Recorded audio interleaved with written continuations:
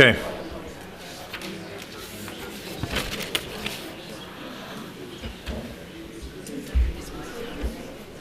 No.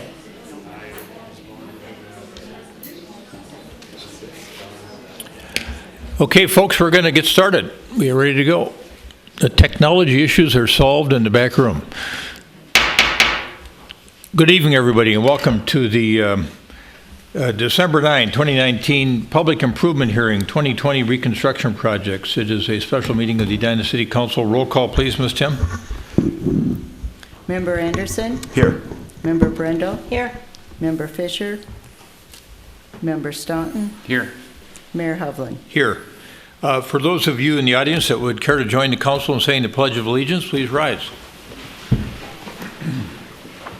pledge allegiance to the flag of the United States of America, to the republic for which it stands, one nation, under God, indivisible, with liberty and justice for all.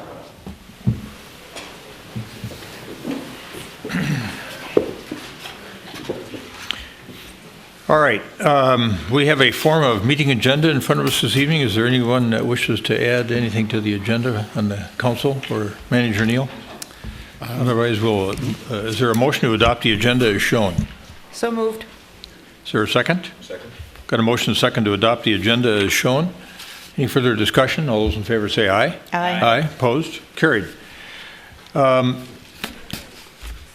this is a matter that involves two public hearings on two proposed projects, this is a time when someone could come on community comment and address the council on a matter of concern to them that's not otherwise on the agenda this evening. So is there anyone in the audience that wants to address the council on a matter that's not on the agenda this evening? Okay, seeing no one coming forward, we'll move to the public hearing portion of the agenda, and the first matter in front of us in this portion of the agenda is a proposed resolution 2019-112, the West 58th Street neighborhood roadway reconstruction project that we've been working on now for a couple of years with the neighborhood. And this is the culmination of that work, and Chad Milner, our engineering director, has the matter. So, Director Milner, welcome. Thank you. Thank you, Mayor, members of council. Before we get started, I wanted to do a little introduction for our street recon projects and talk about some things that are common between both projects. So, little introduction. First, I want to thank you for taking a special night out of your busy schedules to come talk about infrastructure. It's a very important topic tonight. Thanks staff and everybody that needs to be here to make this happen. We'll talk a little bit about infrastructure, kind of the general schedule, a little discussion assessment policy, the Chapter 429, the benefit test, and then we'll talk about turf restoration, which we tried something different last year, so we'll give you an update how that works. And then we'll get into the two public hearings starting with 58th Street. So question we get is, why my street? Well, first of all, the circle in the middle there, if anyone's here from Melody Lake, we delayed your project to 2021, so you don't need to sit through this whole event this evening. So if anybody's here from 2021, the blue area in the middle of the map, we delayed that till 2021. So just make people aware of that. But why my street? We have a proactive pavement management program. We try to group streets in the neighborhoods and maximizes the economies of scale. Also extends that pavement life. So this map shows the next 5 years of projects based on colors, and then the years are listed there on the right-hand side. We prioritize based on the condition of the pavement, the original construction, what the underground utilities such as sewer, water, and storm sewer, what kind of condition those are in, and then also any transportation issues or goals we have within each one of these neighborhoods. So the budget work plan, the city goal number 1 is to maintain physical assets and infrastructure. So when I think infrastructure, I think about our transportation network, the roads, sidewalks, and the bicycle facilities, clean and safe drinking water, sanitary sewer and the sanitation system, and then stormwater, flood and drainage service and clean water. So the American Society of Civil Engineers recently graded Minnesota in 2018, and they gave us a letter grade of a C. That's considered mediocre. So if you go to that website, Raise Our Grade, there's some other industry professionals that have put a lot of information on that website, raiseourgrademn.org. You can go there, type in your zip code, and see how your congressional district looks from projects and for grades. And it's also a spot to let your electeds at the state level know that infrastructure should be a priority. give us some additional tools and additional funding so we don't have to have discussions about really high assessment rates. So they've told us they're not hearing from constituents. So I'm just putting a note out to say, take an opportunity, go to the webpage and let your electeds know, because we can raise that grade together. So raiseourgrademn.org. So infrastructure projects in Edina, we do these maintenance groups, and those groups are divided into areas with similar size lot sizes and plats. Then we use the neighborhood naming convention. That was a project that was done a few years ago. So in this example, you have the Birchcrest neighborhood, and then we divide that into different groups. So we got A, B, C, and etc. Basically putting it into bite-sized pieces that we can afford to reconstruct and manage. If it gets too big, we have just management concerns with very large projects. Handy graphic that we created just to show the amount of infrastructure that is actually under our streets all around town. So on our drinking water supply, we have 240 miles of drinking water lines. We have 200 miles of sanitary sewer pipes. Stormwater, we have almost 7,000 catch basins and manholes, 2,000 fire hydrants, and various other pieces of infrastructure that we need to maintain. And street reconstruction is really the time we look at a lot of these pieces. Between 2012 and 2018, we have been doing a real proactive replacement schedule. So this shows from our street reconstruction projects, we've replaced about 40 miles of streets, almost 500 gate valves, 340 fire hydrants, and then rehabbed almost 20 miles of sanitary sewer and 11 miles of water main. We have the same kind of condition thing for our pavement. So you can see in 2012 and 13, we kind of bottomed out as a city average of 51 on the PCI scale of 0 to 100. In 2017, the council gave us some extra money to really focus on maintenance, which hasn't been a priority as much as it should have been in the past. And you can see the pavement condition citywide as an average keeps going up. So that's really good thing to see. And then we talk about stormwater. So this is from 2008 to 2016. With our street recons, we tend to narrow the streets a foot on each side as kind of the average, and we've reduced the impervious surface by 5.5 acres over that 8-year period. So reducing the amount of pavement we have to maintain and that stormwater we have to manage. So the projects we're going to look at tonight are 58th Street. There's 78 properties that goes from Wooddale to Xerxes, and then Prospect Knolls is 92 properties. And again, you can see that Melody Lake is delayed until 21 there in the upper center. So tonight we're here at the public hearing to consider and get support from the council to move forward. Construction, if approved, would be in 2020. And then the final assessment hearing would be in October of 2021. We always do that 1 year after construction. So the assessment policies, we can assign costs to benefiting properties, and we're allowed to do that by Minnesota State Statute Chapter 429. In Edina's policy, assessments cover 100% of the costs for local street reconstruction and 20% of the costs for municipal state aid construction. And we have one of each tonight. So 58th Street is a municipal state aid roadway. Prospect Knolls are local streets. So what does the assessments cover? They cover the roadway and driveway removals, subgrade materials, the asphalt pavement, and then any restoration that's associated with that work.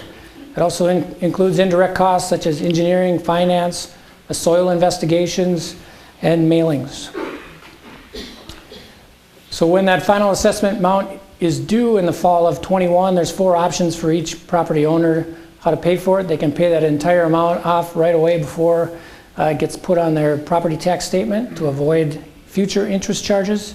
They can pay 25% and the balance rolls over to that property tax statement over 15 years to pay it off. They can roll that entire amount up over for 15 years, and then if they meet certain age and income requirements, they can defer that assessment. So the benefit question, we get that question of what is the benefit to the adjacent properties. So we did hire Nagel Appraising, and they completed general benefit letters for both of these projects. It's in the packet in the appendix of both reports.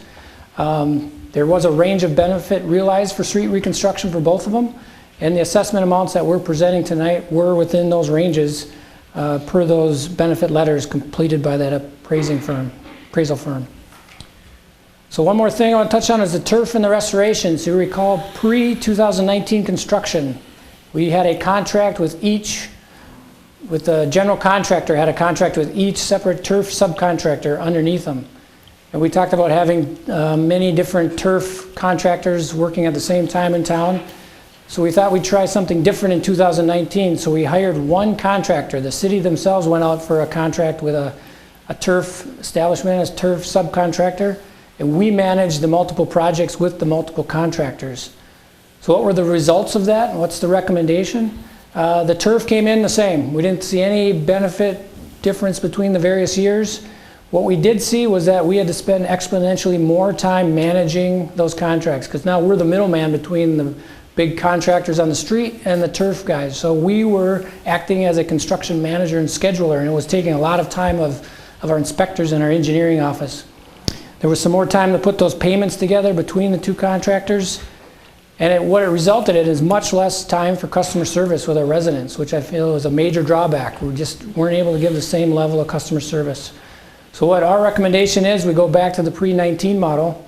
We bid it out with each contract and let the general contractor handle all that coordination between the subcontractors and really focus on that resident customer service instead of having our inspectors do that construction coordination. So if you want, we can take some feedback on any of those items or questions. If not, I'll get into the 58th Street public hearing.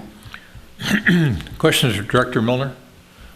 You know, we've had some folks in the past couple of years that have been unsatisfied with turf restoration. I think we've heard from several of those folks personally in our emails, and then I think also there's been some activity on next door about dissatisfaction with turf. And I'm wondering if you've been able to address all those individual issues with those particular residents that weren't satisfied with the condition of the turf or the soil on which the turf was grown. Yep, whenever over the last couple of years. Yeah, whenever we get those, you know, usually it's, so we completed projects this year, next spring we go out and do a review and address a lot of those issues. If the council's getting comments and concerns, we'll send them our way and we'll talk to them and see what we can do. It's usually that year after construction when we can do it. And after that, the turf is, you know, if it's been established and we have records that it's up to a certain point, then it's the responsibility of the owners. Sometimes landscape firms scalp the grass and that takes it. Sometimes they put fertilizer on when they're not supposed to on the new grass, so there's kind of this balancing act of us giving out enough information to residents to make sure that they don't do something detrimental to that new turf. But if you get complaints, we'd be happy to look at those as they come in. Okay. Seems to me that in the past we've had complaints ranging all the way from the soil that was replaced being of poor quality, a lot of rocks in it, and then the seed that was used too was insufficient, inappropriate. So yep. I'm assuming that with a general contractor being responsible, it won't be as much running around for our crews, our city employees, and they can concentrate more on making sure the residents' needs are met during construction without having to worry about turf on top of it. That's exactly it, Mayor. Yep. Okay. Correct. Okay. Other questions for Director Milner at this point? Yes, Member Anderson. Thank you. Director Milner, anecdotally over the last several months, there's been reports of concrete failure, a driveway into the new streets and into the new asphalt. And I'm sure there's a contractor that forms that after the asphalt is poured if there's been any damage to it. And yet there have been, you know, some concerns expressed about that. And I wonder if you've heard of those or if that's been addressed in any way. Well, whenever a project is finished, so now we've substantially completed 2019 projects. There's a 2-year warranty on it. So we go out 2 years after construction and do a walkthrough of the whole site. There's cracked or heaved concrete, they're required to replace that. After 2 years, after the warranty, then it goes into our normal cycle of just having public works staff review those issues with the curb if there's any heaving and stuff. So yeah, we got a 2-year warranty. We replace it around that's why we give it 2 winters to have freeze thaw cycles. And typically we don't see too many issues after those first 2 years. Good, yep. Thank you. All right, good. All right, Director Milner, let's proceed with the first matter, which is West 58th Street. Thank you, Mayor, members of council. This is 58th Street, the roadway reconstruction, BA 456. Like I mentioned, there's 72 properties. There's about a mile of road. It is municipal state aid roadway. It starts at Wooddale Avenue through France to Xerxes Avenue. So the project map here shows the affected property owners along that corridor. So just remember the public engagement process we completed Last year, from late December through July 16th, we initiated the Better Together Edina website and collected a lot of feedback. And this council made a decision on July 16th for what that typical section would look like. So if you remember, it was a 5-foot sidewalk on the north with a 2-foot boulevard on the north side of the street. And on the south side was an 8-foot concrete sidewalk. So we'll get back into this, but I just wanted to remind council about the efforts we've already done with this project. And in your packet is the full public engagement report in the appendix. So getting into the utilities first, the existing water main, it's cast iron pipes 6 to 10 inches in size, relatively few breaks. Some of the hydrants are still original, so they're not to the current standards and don't meet the quick connect connections of our fire department. Gate valves wear out, so they're nearing the end of their useful life. And we don't have a water main east of France, between France and Xerxes. So we want to replace all the gate valves and upgrade hydrants that haven't been upgraded recently, replace portions of the existing main and associated water services, verify that hydrant spacing meets public safety standards, and if not, add hydrants where we need to, and then add the water main east of France. That provides a looping system. It's more redundant, so if we do have breaks, we can isolate those breaks much easier. On the sanitary sewer side, we have clay and some ductile iron pipes. They're in fair condition. What we're really trying to do is keep that clean water out of them so that inflow and infiltration is occurring, and we want to keep that out. So that the top left graphic is a photo of a clay pipe. You can see the crack running down the side on the top and the side, and then some joints here, and that's where that clean water comes in on these joints. So we want to potentially line those systems. We also, and what happens is the tree roots get in there, and there's other problems such as sags and heaved of that pipe. So we want to repair those as long as we're here. The other stuff we see very regularly is this a photo of looking down a manhole. So you can see the top 4 feet are really susceptible to vibrations from traffic and then also salt. And the mortar and the concrete that holds the adjusting rings wear away. And that's an opportunity too for clean water to get into the system. So we really want to address that at the same time. So we do that by replacing all those manhole castings and rings. And then to update the pipes, we do install a cured in place liner and any spot repairs we need. So you can see the graphic on the left shows how a new liner is installed within the broken pipe. And this is the type of equipment that's done to install that liner through the various manholes. On the storm side, we do have some portions of concrete curb and gutter in this area. We have different pipes. They're made of corrugated metal or reinforced concrete. And there were some localized surface drainage issues. The photo on the right is it's a manhole, but it's a storm manhole this time. You can see again how all that mortar and grout is worn away from vibrations and stuff over time, and we want to reconstruct those and make them watertight in the future. We do know of some localized flooding issues. One of them is at the low spot down by Pamela Park at 58th Street. It's right by Minnehaha Creek and all the stormwater ponds. The other one is along France Avenue in the backyards of Ewing. This is between 58th and 57th. So I'll discuss that one too in a little bit more detail. What we want to do is put in all new concrete curb and gutter. We're working with the watershed to potentially put in a larger pipe on 58th Street in France to address this backyard drainage problem.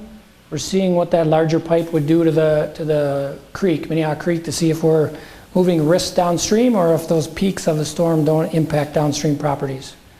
We're going to put sediment structures in where feasible, and then also the sump drain pipe where feasible. The roadway, the street was originally constructed between 1937 and 1956. Street widths vary between 30 and 35 feet wide, and it's primarily silty and clay sand based material. And you can see this is a photo looking east on 58th at France Avenue with the traffic signal. The traffic signal is owned and operated by Hennepin County, and it's at the end of its useful life. There's an opportunity for us to work with them to replace that traffic signal. Going more towards the traffic side, the average daily traffic, the ADT, ranges, depending on where you're located on here, from 2,200 cars per day to 3,600. The 85 percentile speeds range between 32 and about 35 miles an hour. And there is a lack of turn lanes today at France and Xerxes. Photo there on the right shows some of the pavement conditions along France. I believe this is west of France Avenue along 58th Street. So we want to recycle all that existing pavement material where possible and reuse it. We'll do subgrade corrections if there's any soft spots in that existing section. And then we want to construct a new roadway with left turn lanes at France and Xerxes to address some of the traffic concerns that came out of a study done by WSB. And again, we went through this to kick it off, but when we approved the section on July 16th, we made a promise to go out and meet with individual property owners. To date, I've met with about 20 of the 72 property owners and had conversations about their concerns about trees and fences and driveways and stuff like that. I still got another call today for another meeting, so we'll continue to have those individual meetings, listen to their concerns, and see how we can maybe address those with the final design. So really, when I look at the proposed roadway, the key is to stop what you're seeing in these photos. Let's get some facilities available for, looks like a young student maybe heading towards school, going up the hill at 58th with their dad, riding their bikes. Let's get them a spot where they are safely out of the vehicle traveled way. Here's another individual walking down the edge of 58th Street. So when I think about 58th Street, that's really the primary goal that I'm thinking of, is getting facilities so people can get out of that traveled way with 2,000 to 3,000 cars and upwards of 35 miles an hour. With the boulevard, or with the section that was approved in July, it gave us a little less boulevard space. We had 4-foot boulevard, so it makes it just a little less flexible. So I'm just going to give you some examples of stuff we're trying to work through right now with individual properties. Some of those things we're dealing with are fences, driveway slopes, and then the number of trees that we potentially have to take down. If you look at the driveway on the right in this photo, you can see how it's a short driveway and it's steep. So just imagine trying to put a flat sidewalk through that driveway and the changes to that slope. So that's one of the challenges we're trying to work out and figure out to address this individual's concerns. Again, this one has kind of the trifecta of issues. This is on the north side where it's a 5-foot sidewalk and 2-foot boulevard. So if you go 7-8 feet back, you're about at this joint here. So you can see there's not a lot of room left from the garage. It's kind of a steep driveway. This tree is most likely not going to make it by the time you cut through the tree roots on about half the tree. And then they installed a fence recently in the right-of-way where it's not supposed to be. So we're dealing with a fence thing there too. So lots of fences along 58th where they were encroaching into the right-of-way. We're trying to work with those property owners. If we need to move the fence, we are offering to move the fence back as many feet as needs to be and put it back. So just giving you an update on kind of some of the things we're dealing with, in addition to other landscaping features, irrigation systems, and also pet fences. We promised as part of the engagement that at Pamela Park we'd put a RRFB in, rapid rectangular flashing beacons, a crosswalk, and a decorative street light. So those are still in the plans. Street lighting, we heard during that feedback there was some interest, so we went out, we did a survey. And we surveyed the residents. Street lighting is an accessible item, so if they chose to want to include that, there would be an additional cost for the property owners. Option 1 on the survey was no changes. We'll just keep the existing Cobra heads at all the intersections. Option 2 was decorative lights at the intersections. Option 3 was decorative at the intersections and mid-block. And when we got the survey results, which are also in the packet, there was really no support for changes to the street lighting. So we're recommending we just stay with what it is today in option 1 and just keep the Cobra heads at the intersections. So I mentioned France and 58th. There's going to be a partnership with the county. So the traffic signal, we're working through those design details right now in a cost share agreement. So we're working through that. We recently got a petition for a sidewalk on France from 58th at least to 57th. We responded to that petition recently at a different council meeting saying we want to include it with this project, so we want to include it here, but work with the county on that.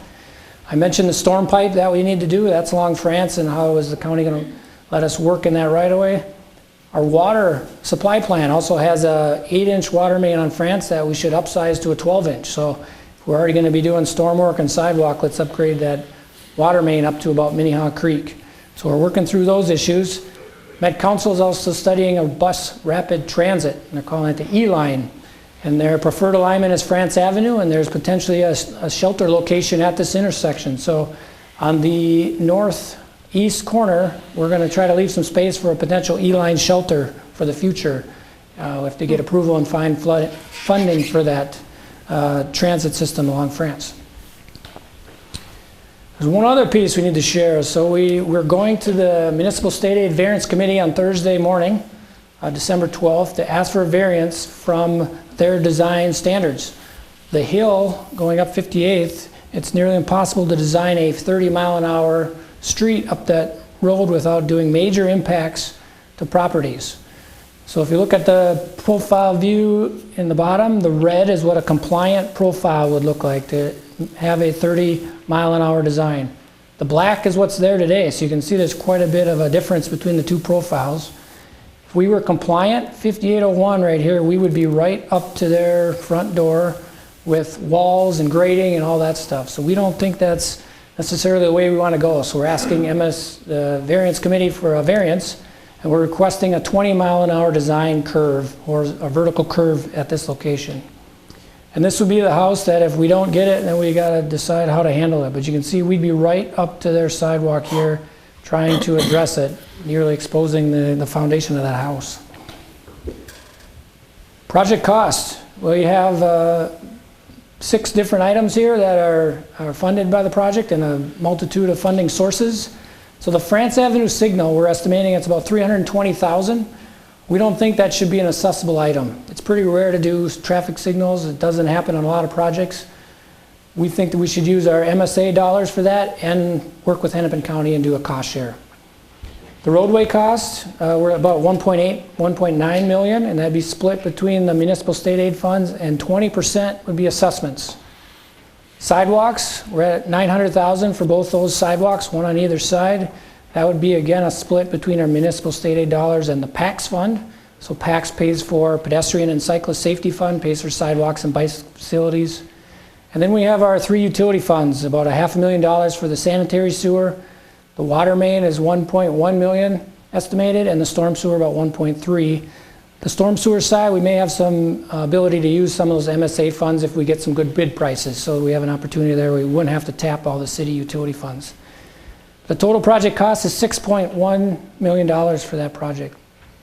And these costs do include engineering, clerical, finance, and there's contingency in there. So until we go out for bids, we don't know what those actual costs are. So we want to make sure we have enough contingency in there to account for variations in those bid prices. So which funding source is, how much is each funding source going to be hit with this project? So on the city side, the first one, that's all the utility funds. So in total, almost $3 million for city utility funds. Our municipal state aid dollars would be at about $2.3 million. The PACS fund would be about $225,000. Special assessments, $370,000. And then in Hennepin County, we're looking at about half of that traffic signal, but we haven't worked out the exact details and dollars yet, so we're still working through that project or process. Special assessments, I mentioned that it's the benefiting properties per the statute. And in this case, 20% of the roadway costs are covered by assessments. And they cover the driveway removals. The roadway cost is the big portion, any subgrade materials, retaining walls for road purposes, the asphalt pavement, and then any restoration, and indirect costs. So we do have 72 properties, and we're calculating 37.41 residential equivalent unit. One residential equivalent unit is a single family home.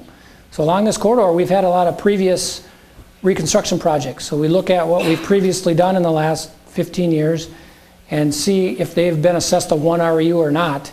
And that's how we determine the total number of REUs. So when we take the total assessable cost divided by the number of REUs, we get an estimated assessment of $9,900 per REU. And again, that does not include the traffic signal at France Avenue. So here's a map showing the properties that would be assessed. Some are 0 because they've previously been assessed. There's a lot of 0.5s because they're adjacent to another street like Philbrook. When that one gets reconstructed, they'd be assessed the other half with that. There's a few of the blue ones that are a 1 just because they got no other streets adjacent to it on any of the sides of the property. So we talked about this to kick it off, but just a reminder about the final assessment amount will be complete in the fall of 2021. And these are the various options we discussed earlier about that. Project schedule, we're here tonight with the public hearing. We've had open houses in 2017 and 18. We had the public participation exercise between February and July. We had the ETC reviewed the engineering study in October. And if it's approved tonight, we'll go out for bids and roughly bid in February, March, award a contract in the spring, and start construction in the summer of 2020 and be complete in the fall of 2020 with that assessment hearing a year later. So we believe the project is feasible and cost-effective and necessary for the public infrastructure. We'd recommend the council approve resolution number 2019-112 and authorize 58th Street roadway reconstruction. The graphic on the right there is from the Better Together website. I would just mention that any residents, if they haven't signed up, get signed up, because we'll be using that for updates going forward, not only during design, but also construction. So with that, I'll stand for any questions the council may have. Yes, thank you, Director Milner. Thorough presentation. Questions from council members for Director Milner at this point in time? Member Anderson. Good, thank you. Director Milner, just on the lighting configuration, I know there's nothing included in this assessment.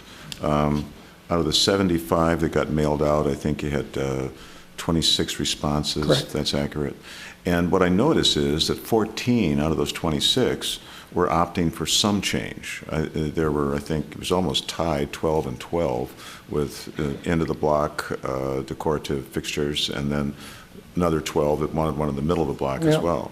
So I'm just kind of, if you can describe if the community opted in for lighting down the road, which would be possible. Yep. What would be the expense of that as an add-on? Would it be roughly the same expense that you note here? I believe that was about $1,100 per Correct. assessed. Yeah. Yep. So if they were to do that, how would that be done at that time? Would that just be write a check and we can put in the lights? No, it'd be as similar as it'd be assessed over 15 years and just part of that total cost. Would it be a separate assessment, or would you add that back in? It would just be one assessment at the end of the project. Just add it back in.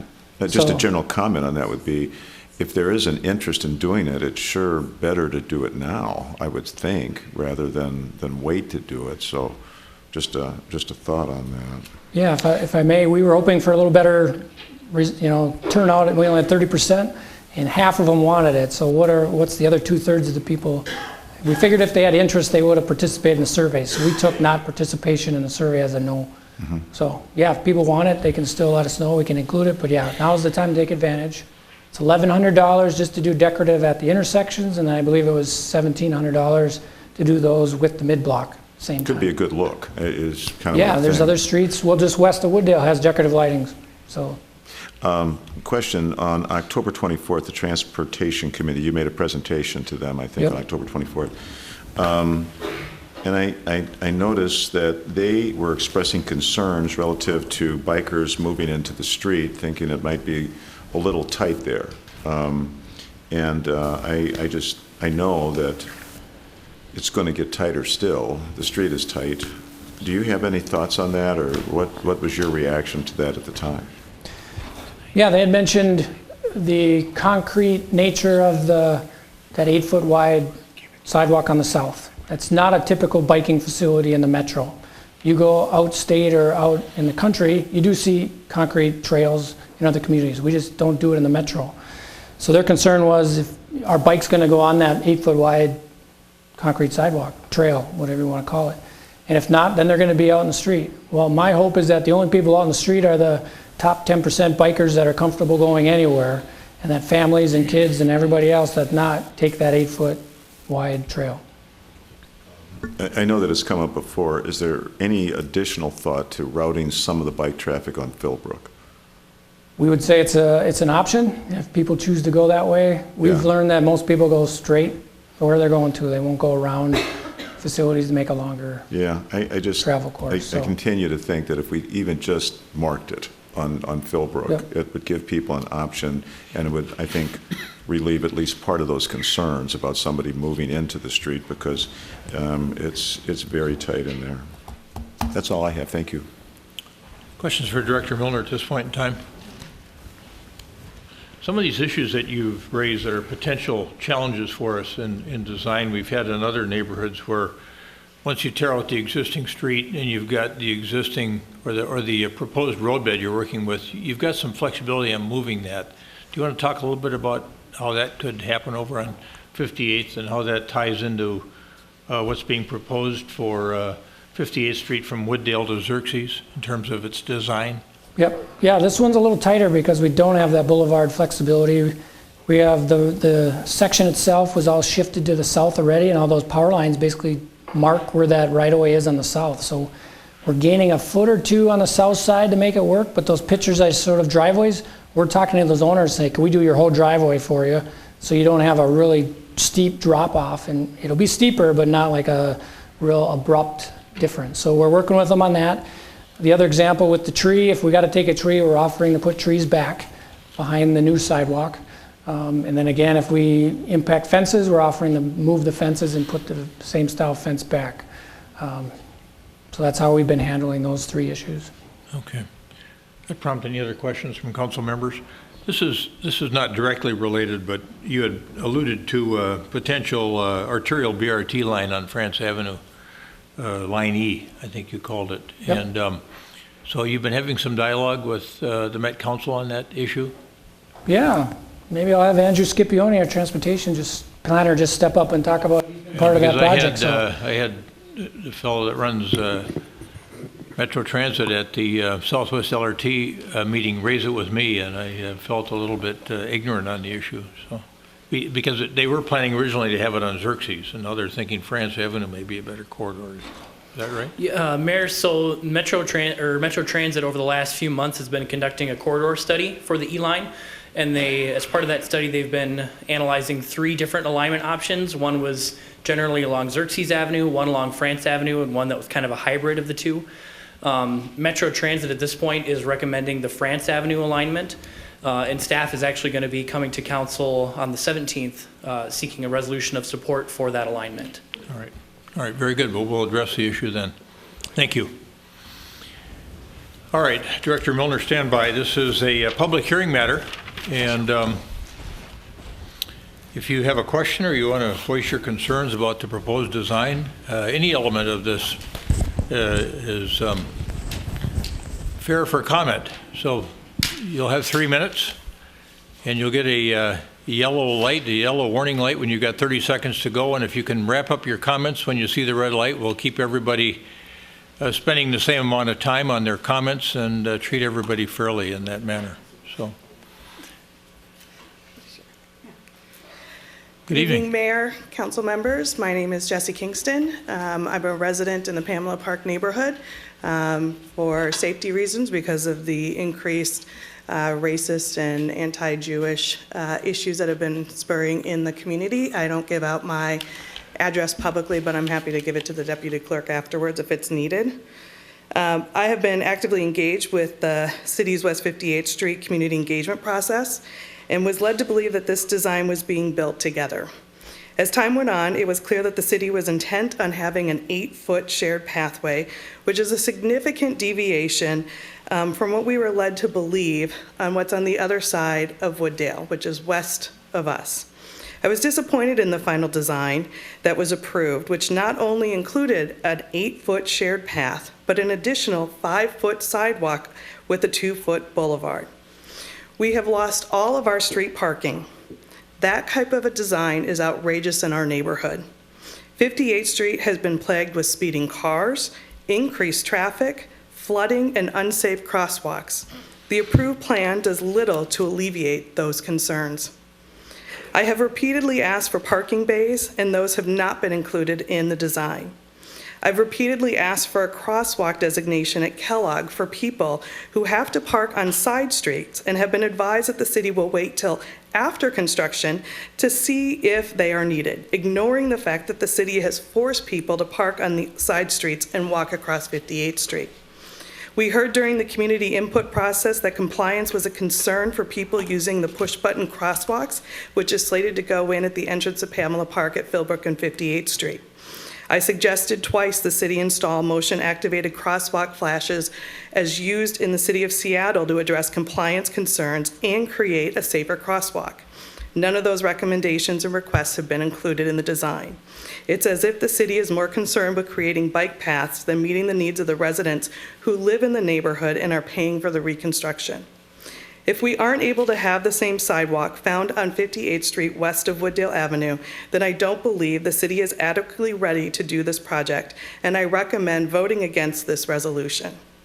However, if we need to have something, and council has to approve a plan today, then I recommend what some of my neighbors have been sending in, which is a 5-foot sidewalk on both the north and south side with a 2-foot boulevard. We want to maintain symmetry in our neighborhood. We want to have less property impact. The current plan does not do that for us today. Thank you. Thank you, Ms. Kingston. Hi, I'm Donna Foth. I live at 4424 West 58th. I want to start out by saying I'm not opposed to change. I'm not opposed to having more sidewalks and more biking.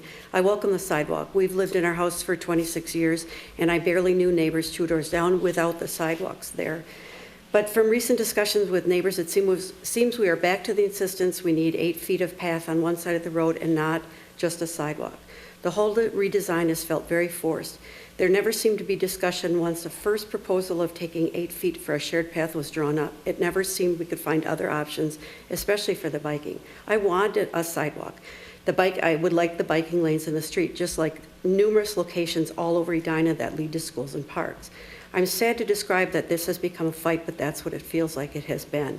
It seems from the outside we were told that we had to have certain things, and while what seems to be a compromise, I dare say is a compromise that no one living on the street is happy with. It is a compromise of the bad choices we were told had to be included, and some seem to not exactly be the truth. It felt like a fight because we were told we had to have an 8-foot by 2 minutes path in our yards. Let's call this what it really is. It's blacktop. We went from we have to have 8 feet of path in our front yards. Oh, and it has to be blacktop so we can become a higher level biking community. And oh, if you don't want that, we can take as much as 21 feet out of your yards. So be happy it's only 8 feet. So our compromise became truly nothing what any of the neighbors really wanted, which was a concrete sidewalk. Nowhere in Edina are neighborhoods with blacktop on sidewalks. And to be told that that was the optimal choice for our yards just seemed like, I don't know, BS. Our compromise choices went from bad to worse. We went from 8 feet of asphalt to maybe 20 to 25 feet carved out of our front yards. Then we had to give up street parking and even space in our own driveways to park cars. Even the compromise plan with the depth of the yards that we have and the width of our street is so out of proportion to our narrow, shallow yards. We want to be a city of sidewalks and pedestrians, but I will say again, we do not want to be a city of 8-foot sidewalks in people's yards.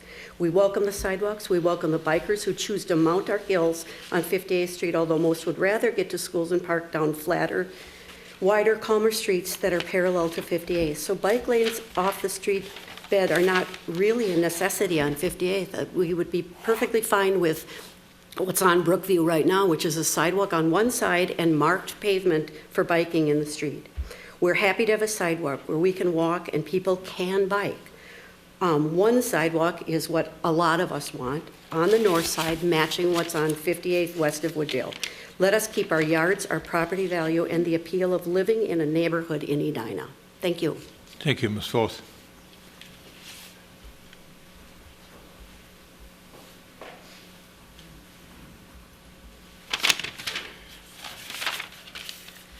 Evening. Evening, Mayor, Council. My name is Alyssa Figueroa, and I live at 4316 West 58th Street.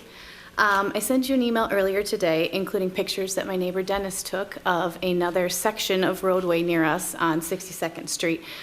He is unable to be here tonight, but asked that one of us show them with you. I'm hoping you had a chance to look at them, but if not, the words that I'm going to share right now include kind of the pertinent information. As you may know, 62nd Street is on the south side of Pamela Park, and it's a nearby example of an 8-foot shared use path located on a residential street. The photos that I was able to share illustrate the difference in scale between our two streets. As seen in the photos, 62nd Street has two 11-foot lanes, similar to what's proposed on our street, but they also have a 6 to 7-foot parking lane, a 32-inch boulevard, and an 8-foot path. Then from there, moving towards the homes, there's a setback anywhere between 30 and 75 feet from the path to the front doors of those homes. Currently on West 58th Street, we have at best 30 feet of setback from the curb where it currently is, to the front doors of our homes. And I live on the north side, so it's far less for the folks that live on the south side and for the folks that live in between Xerxes and France. I live on the section that has Philbrook behind me. The bottom line, as we've stated before, is we really feel that an 8-foot structure is just too large in scale for the width of our street. It seems large on 62nd Street when you look at it, and their yards are oftentimes twice as deep as ours. The road itself has 6 feet wider because of the parking. And then half of the road, if you look down it, is actually flanked by Pamela Park. So you have these nice big open space and trees, and it seems to fit the space better than it would on 58th Street. Meanwhile, on West 58th Street, we're sandwiched. The street itself is sandwiched between homes that were built between the 1930s and the 1960s, most of which are modest ramblers. We simply don't have the space to meet the needs of a project of this scope. And I firmly believe it's time for the folks, well-intended folks that work for the pedestrian and bicycle master plan and the living streets plans to find another road to meet the aims of their goals. Our street just doesn't fit. So I'm asking to please again reconsider the following design. With my neighbors, I would prefer, as we've stated from day one back in 2017, we want a 5-foot sidewalk on one side.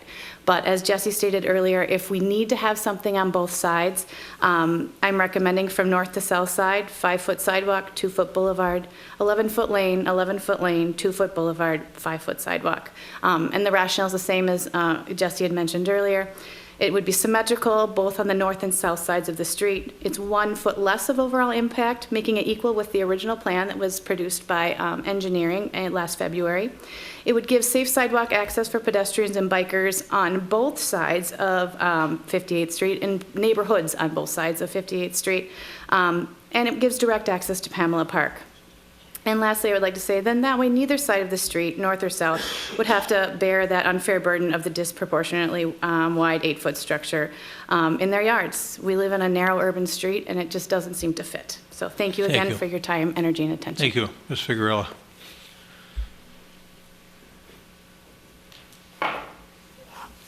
Hello, Mayor and City Council. I am Laura Wolfman. I live at 4320 West 58th Street, neighbors with Alyssa. So I share that 58th Street and Philbrook. I have young children, and we are very excited that one day, hopefully, we can walk up the hill or get safely to the park instead of having to rush over to Brookview, and really would like the sidewalk and that suburban feel that a lot of our neighborhood streets have. Just we're 58th, so we're a little bit busier. That's how we afforded to move into the wonderful neighborhood of Edina. And so I really think, along with my other neighbors, that an 8-foot concrete path is just too large for our street. I want people to be able to get to and from the schools, to the parks, and so I, in support with my other neighbors, would like to see a 5-foot sidewalk on both sides of the street or on the north side to align with what's on the west side on between Wooddale and Concord, and has a nice boulevard. I like that to have more buffer for my kids. And yeah, so just keeping more of this symmetrical design on both sides, less overall impact with what we're stating, a 5-foot sidewalk, 2-foot boulevard, 11-foot lane, 11-foot lane, 2-foot boulevard, 5-foot sidewalk, and have direct access to the park from either side that you're going. So thank you for your time, and I know I've talked to a few of you, so thank you. All right, thanks, Ms. Wolfman.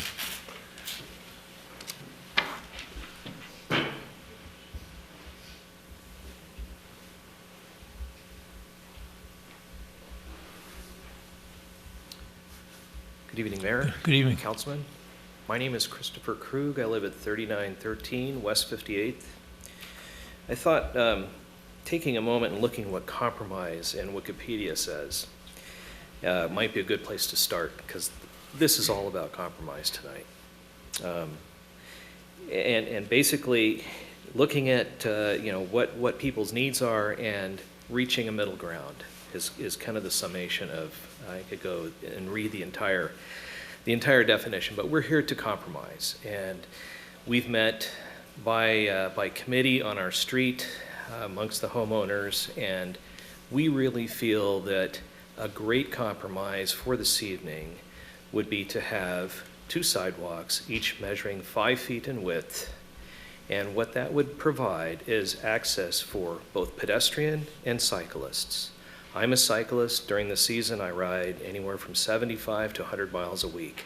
I would be part of the 10% that would not ride on this sidewalk. I would choose the roadway. But I understand it's really important to provide good access for our neighbors and for those people going to the parks. So it's an important thing that we could add. I feel, and I think our neighbors are very much in favor of a good compromise being 2 5-foot sidewalks with 2 2-foot boulevards, and then the rest of the plan as it was prescribed by the engineering department. It's about compromise. We're going to have less impact to the property owners. All the photographs that Chad shared with us this evening, I think really show that there's some grave impacts to some of the folks along this right-of-way. And reducing the total scope of the project by 1 foot would be a step in the right direction. Minimally, but at least it's going in that right direction. I thank you for your time, and I think we've come a long way. Thanks very much. Yeah, thanks, Christopher.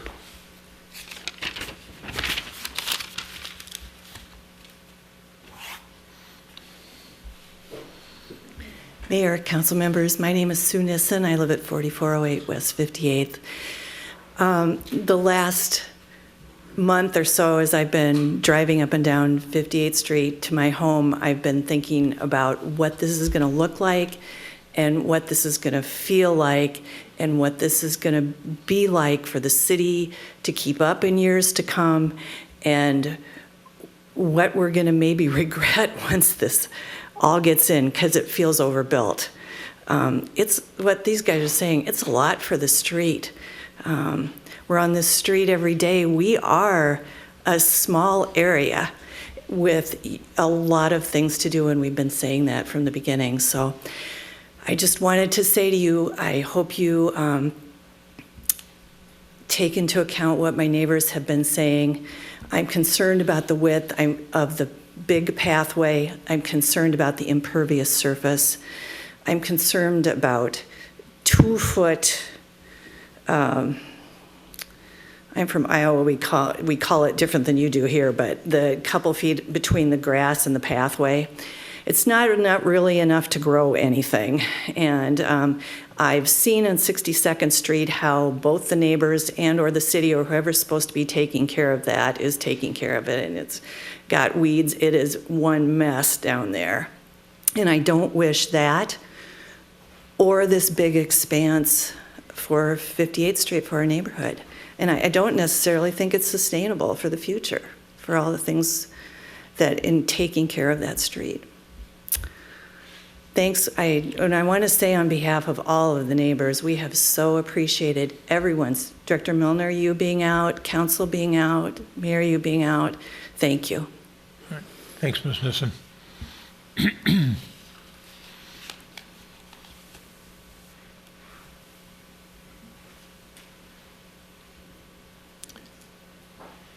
Anyone else?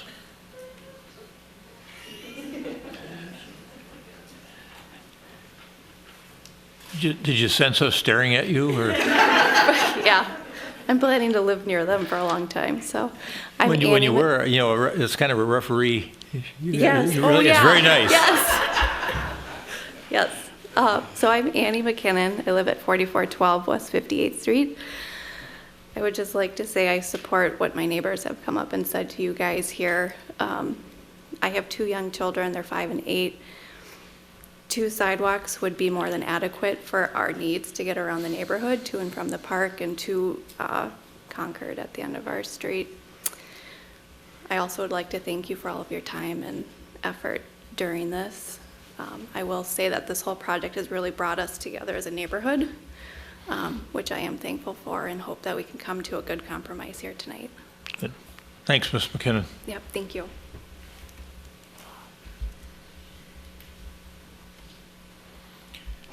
Anyone else?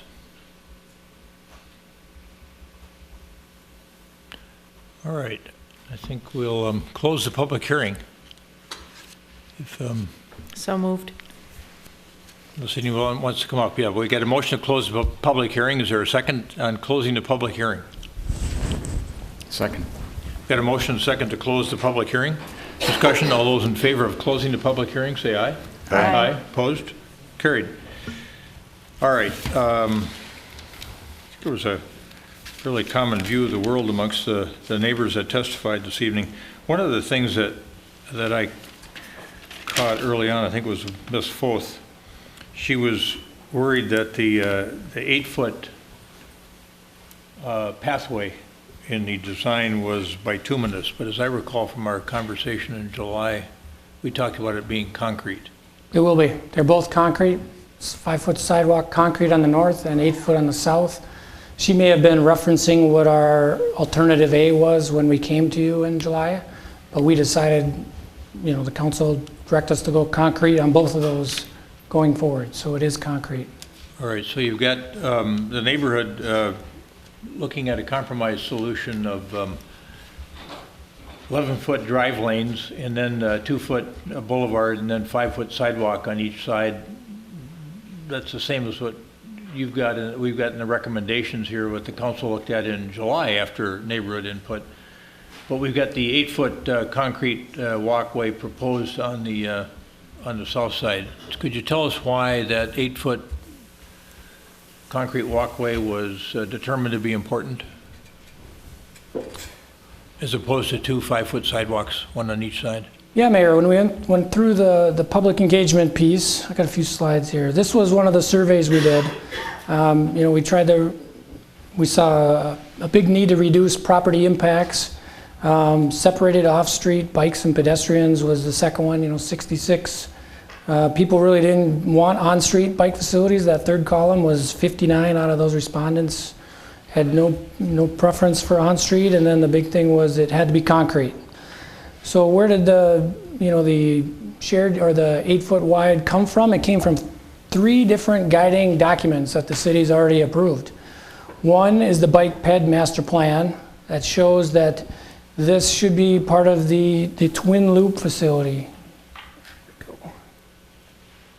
So this is that zoom in of that plan where we got the twin loops which is the second guiding document, the parks master plan of connecting parks for all users, bikers, walkers, to get between. We got the inner loop and the outer loop for the parks master plan. So it's in that. This is on the bike ped master plan, and it's also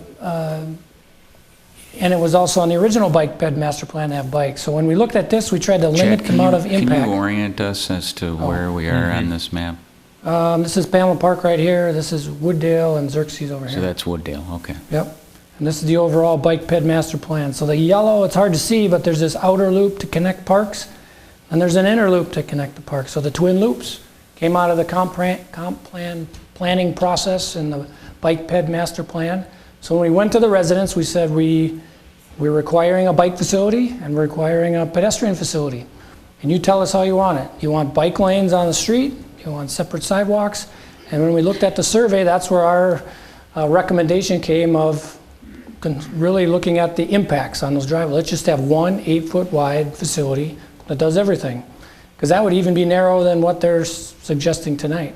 So that's where our suggestion came. And then on July 16th, we also now all of a sudden had 2 facilities, an 8-foot wide one on one side and a 5-foot on the other. So we're using the guiding documents that showed we want this twin loops idea to support connecting parks. And we feel we need at least an 8-foot one. If we go narrower than 8 foot, just imagine biking with a family and a trailer and people are trying to walk their dogs. There's just not room on 5 feet. That extra 3 feet really gives people more room to get by each other because it's not one-way sidewalks.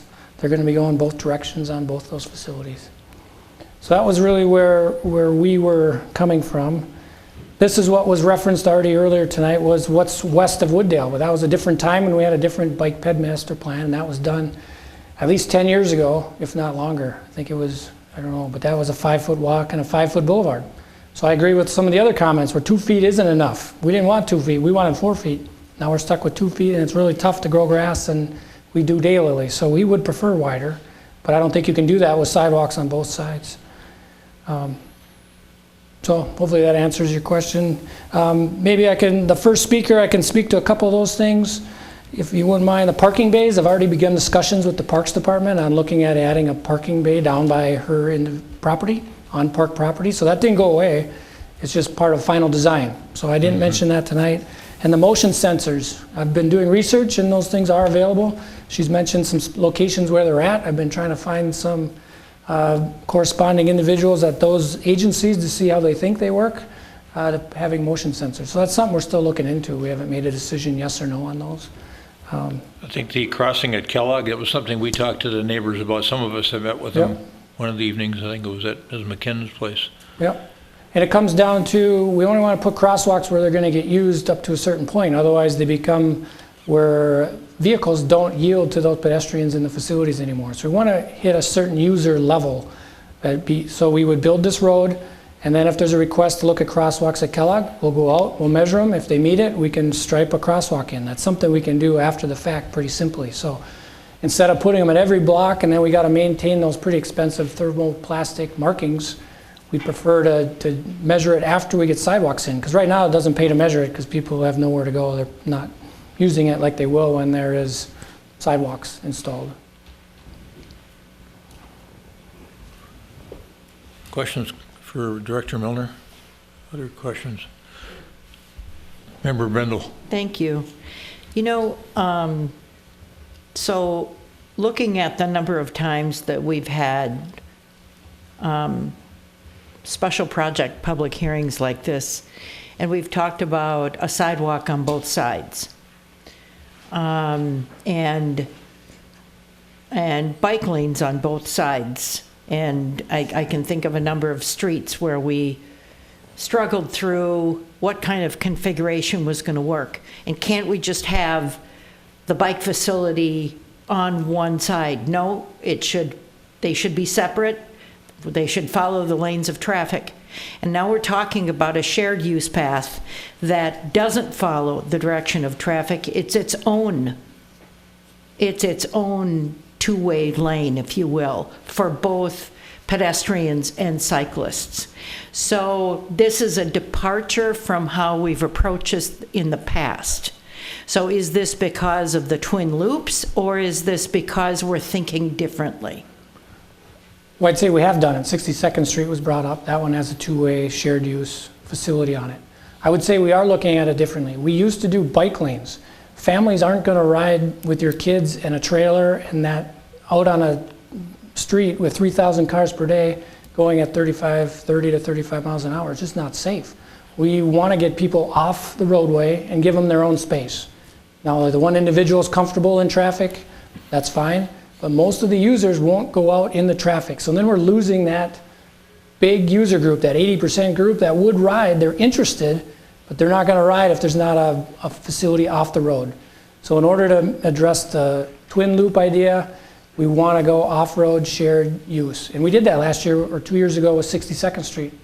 That was our first time. All right. Well, in listening to what we've heard, I mean, there's a common theme here. And that is that if we're going to have a shared use path that's going to accommodate pedestrians and bicycles, then we could get along with one rather than two. Should it be on the side of the roadway with where the park is, or should it be on both sides?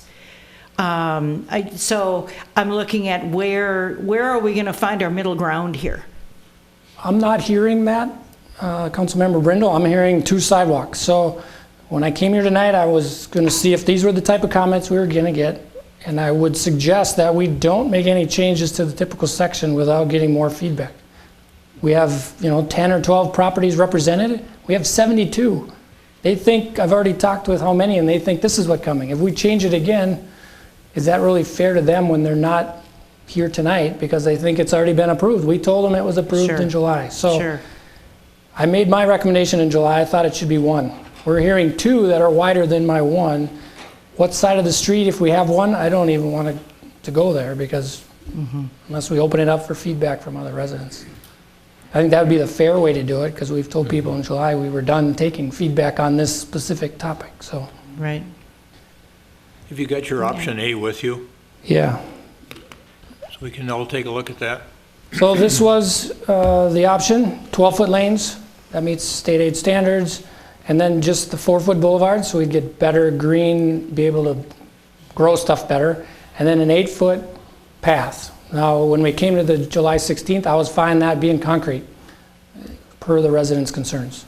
So this was the example we looked at.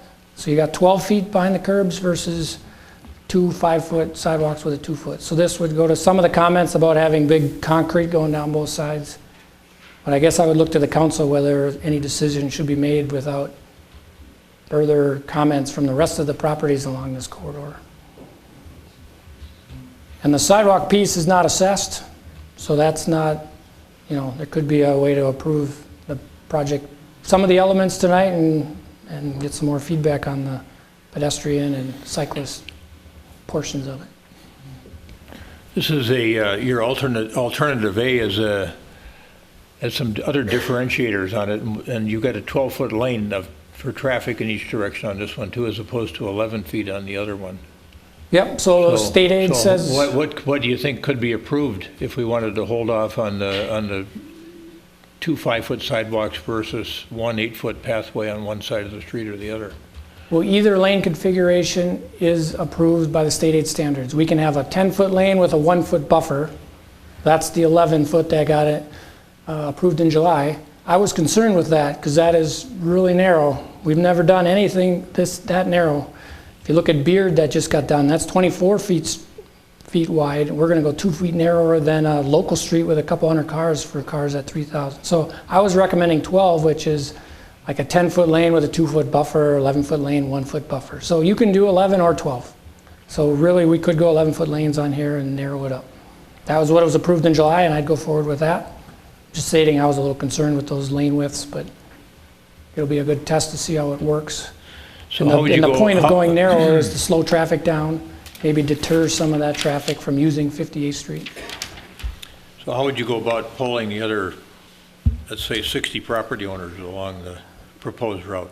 I would go back to MJ and we'd come up with another plan to get feedback. Is it a survey? Is it a meeting? Is it we want to do it potentially in person or on the website, or both. You want to be able to do it both ways.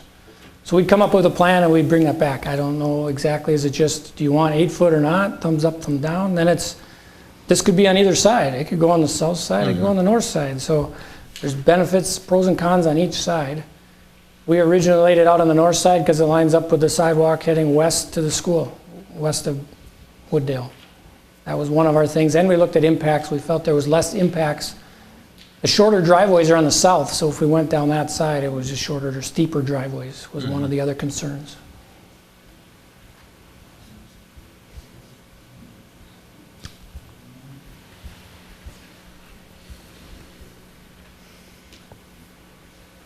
So if we were to hold off this evening and poll the other property owners again on the potential for a couple of different alternatives, what would you want to prove tonight? Well, council could approve us to go forward with the design of all the utility systems. That's about all we could work on until we know this layout. We can't do any construction limits or anything until this is decided. So I guess I'd love to know if the council supports an 8-foot something, whether it's one and another one, because that really goes to the twin loops and the bike ped master plan. If I go back to the residents, I want to know that the council says, no, we need an 8-foot wide facility. And then worry about where it goes and what side. And should it be 2 facilities, 8-foot on one side, 5 on the other, like it was approved in July 16th? Mm-hmm. But I wouldn't recommend just 5 each way because you get that mix of users. And with 11-foot lanes, there's really no room for anybody in the street to bike. Would you go back to that twin loops map, please? Yeah, it's kind of hard to see. Right here's 58th Street, so it goes through Pamela Park, down through Roslyn Park, eventually down 70th Street, next over to Walnut Ridge Park, and then Redison and around. So that's the inner loop, and the outer, actually this one's on the outer loop that would go up through Country Club, up the Morningside, Weber Park, and around. So remember that came out of the parks master plan.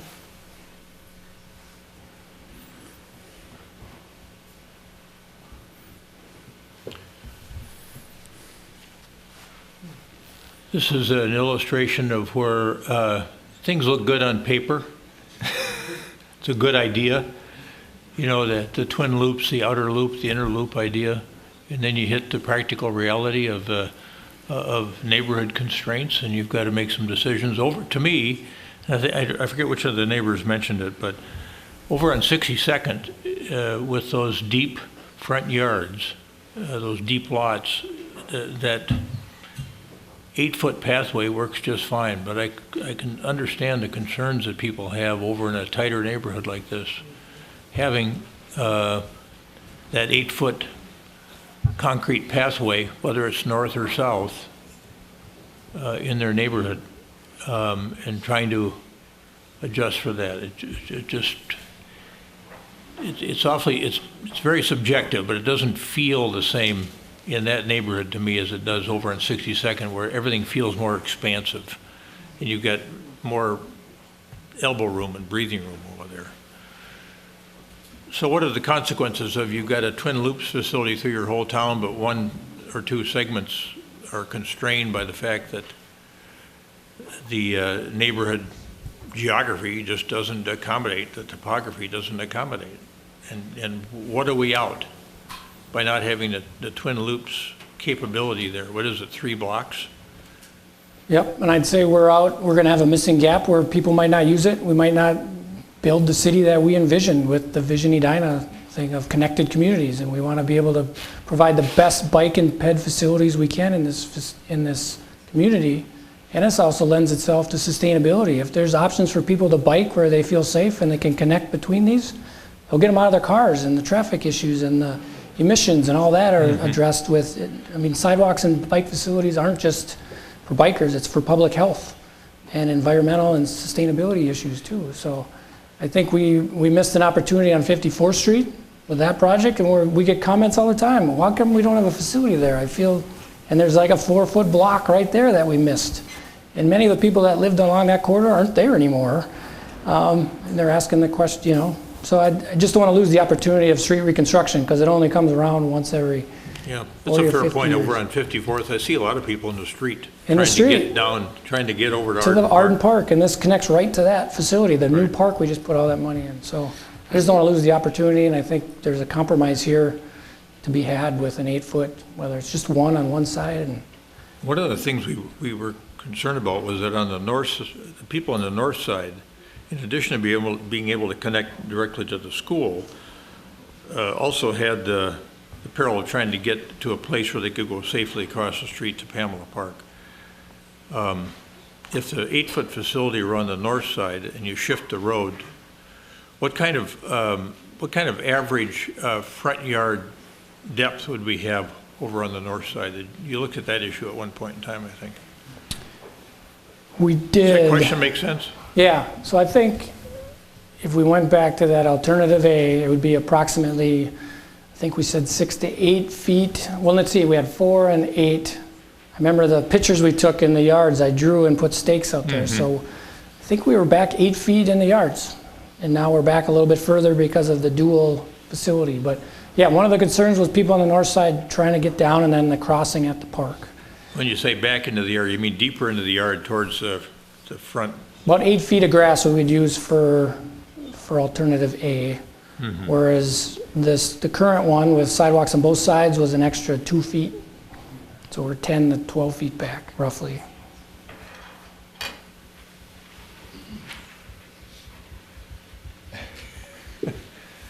Other thoughts from council members?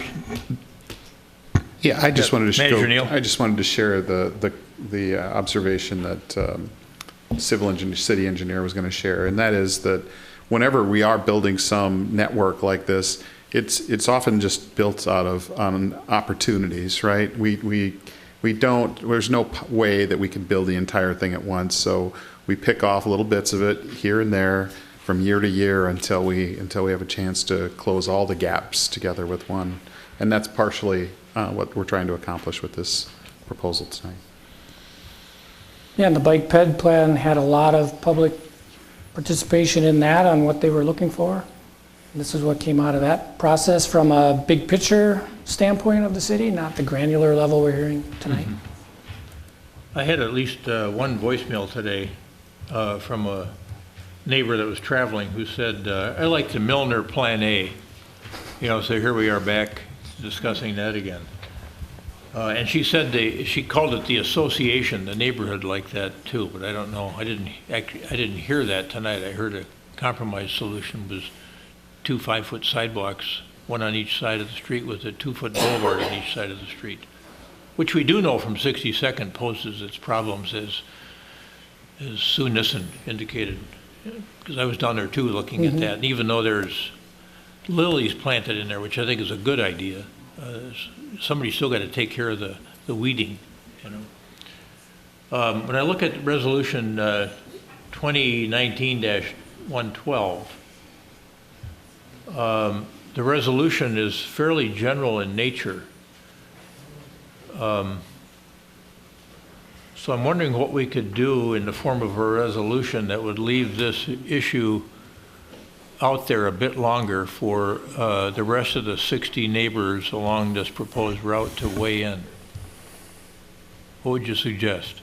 Yeah, so we're working on this project right now. I'm hearing there's support to do something next year, so we're not going to stop working on it unless you absolutely told us to stop. So there's two things. We could approve a resolution and tweak it and just say we're going to approve all the utilities and the assessments, because we don't think that'll change much whether it's 8 or 5. So you could approve the assessment amounts tonight, which was our goal, and then we could come back early January, late January with some more feedback and pick what section. The more we delay it, the more we're bidding later in the season and those prices tend to go up. So the hope is that we really need this key piece of information. So with the holidays and trying to turn stuff around real quickly, it could be it's important to get it right, or as right as we can I get agree. it. It's going to be a compromise solution regardless. But So I think if the council wants to reopen the idea of getting feedback on this 1 or 2 facilities, I would just say let's just hold the consideration of the project till when we come back.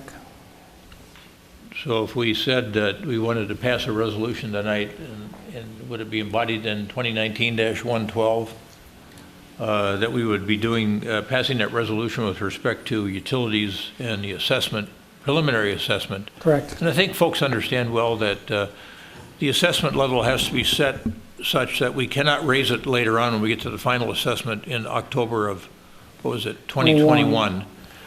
But it can be lower. And typically, we've been seeing slightly lower assessments than what we preliminarily estimate, just to cover ourselves. So we could do the utilities, the assessments, and then ask for feedback on what we'll call it alternate A and alternate B, or alternate 1, alternate 2.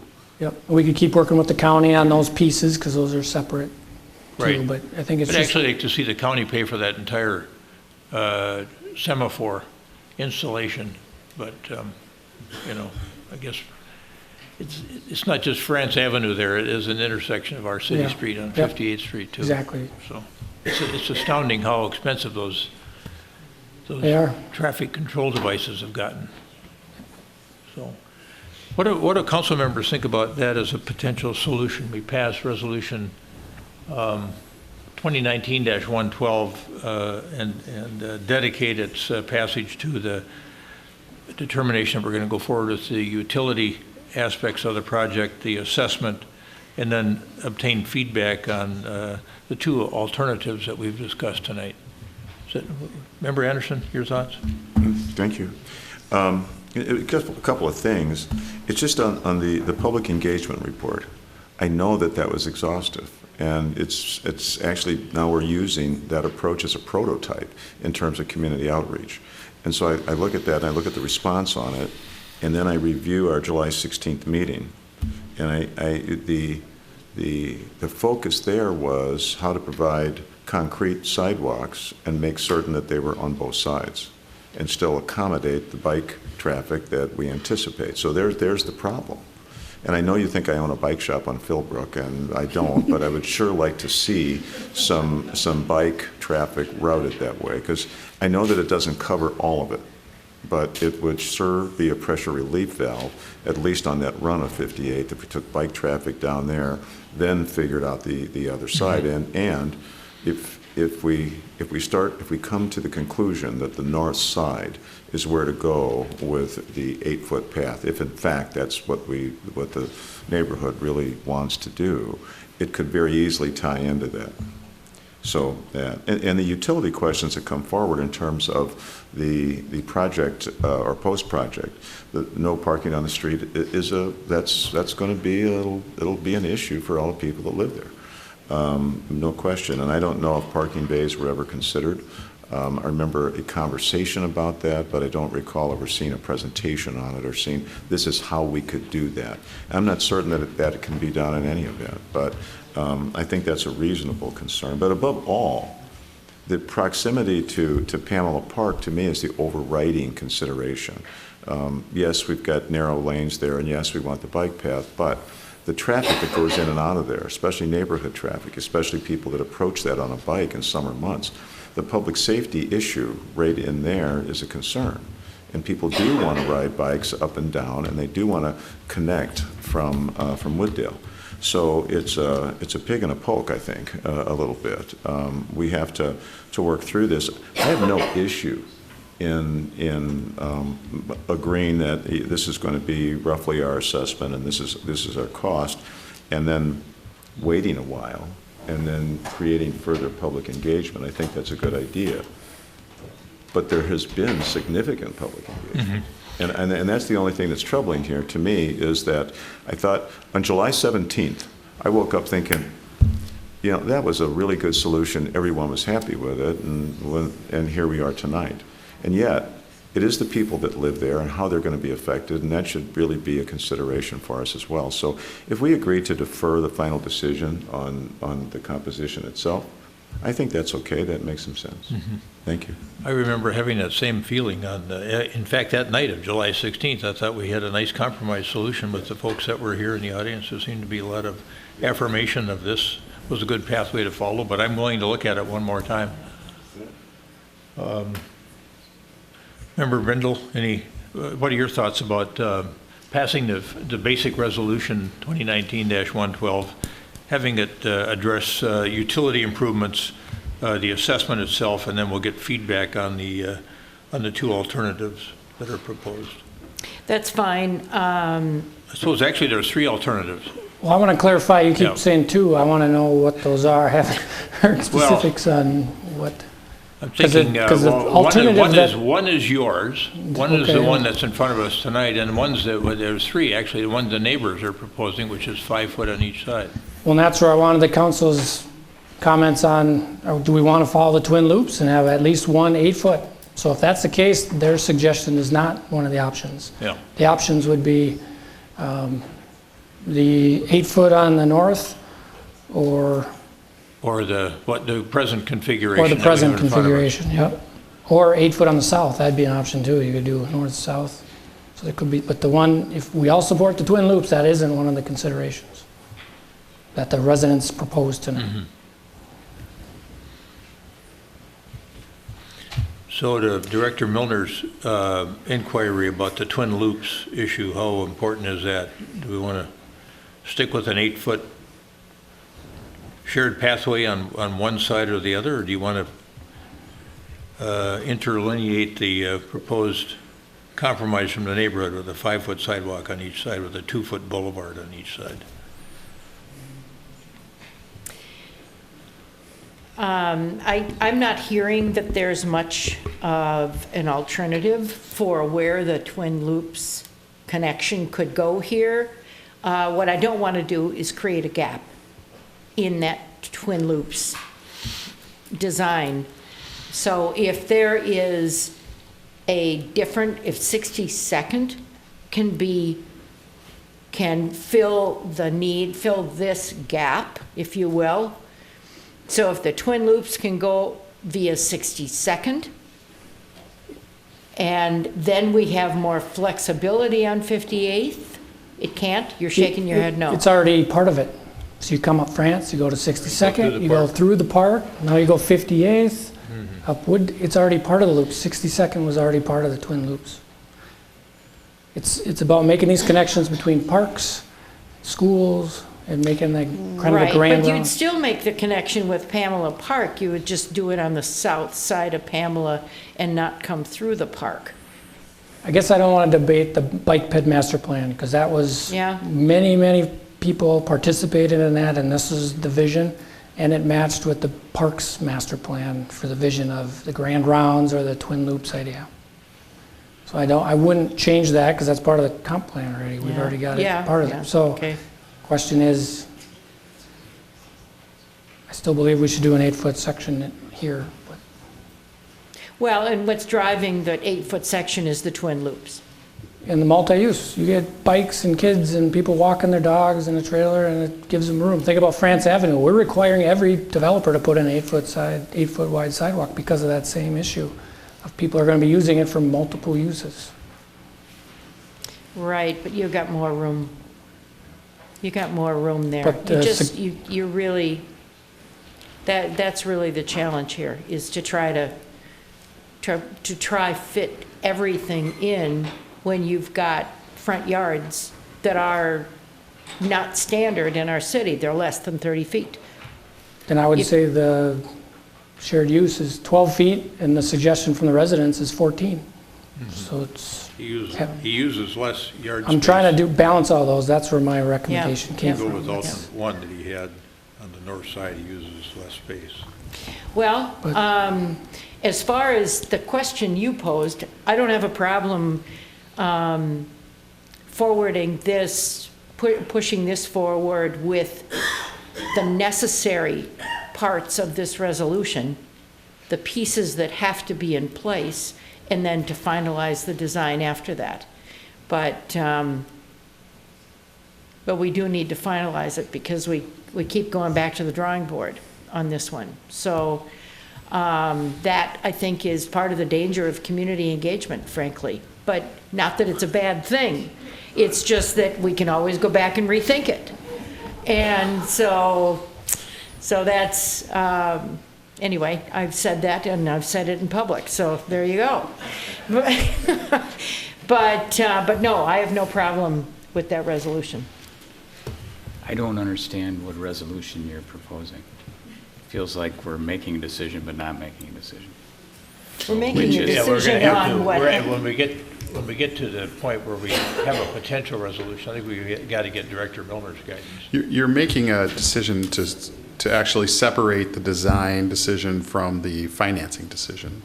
We have done that in the past. It's not the best way to do business. So explain that to me. Because what we're talking about is securing giving enough approval to start the design and to set the assessment level, and you're deferring a future action on some of the key design criteria that we're going to try to poll for or election for, or something to get the sense of the neighborhood. That's what I'm hearing before. The assessment level is just a preliminary assessment. Yes. That's a kind of not to exceed number. Right. It's But not we need four votes to support for that. But for the design decision, it's only 3. It's only a majority. It's a majority that's required. And like I say, we have done this before. There's some downsides to doing it, obviously, too. And I would just add, we don't have to have a resolution tonight. If you're comfortable that we're going to do something on 58th next year, we're going to keep designing, keep moving forward. We've closed the hearing on the assessments. I think we can accept the financing piece at a later date if we just say delay that decision until we bring back the feedback. So there's 2 options. Well, and what I would say about the feedback is that, I think the whole story of the July 16 meeting and now this meeting illustrates that, you can keep going back and forth. We need to figure out who all are the interested parties. And, if we're talking about putting the bike facilities in a different place, then that's a whole bigger universe to re-examine. So I just want to make sure, at some point the ball's got to stop rolling and we have to make a decision. So, and I have no doubt that if we put this off, we'll be back with another solution that some people won't like, so.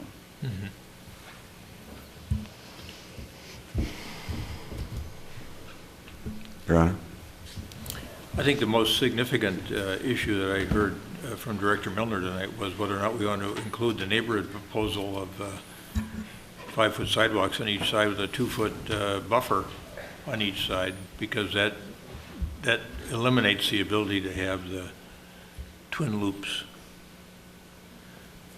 But you could go back on the design element side of it and say we want neighborhood input on alternative 1, which was the 8-foot concrete pathway on the north side, the July 16, 2019 alternative, which was 8 foot on the south side, 5 foot on the north side, or the neighborhood proposal tonight of 5 foot on each side with a 2-foot buffer.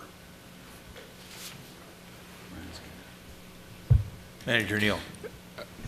I think I'm interested, and I know Mr. Milner is too, in what level of decision-making are we suggesting deferring to the neighborhood on this? Are you suggesting we do kind of a full-fledged referendum and offer them options and the option with the most votes wins? Or are you really just asking us to seek more input on which one is more popular or which one is less popular and bring that back to you so that you ultimately make this decision? It's the latter. It's the latter. For me, it's the latter. Okay.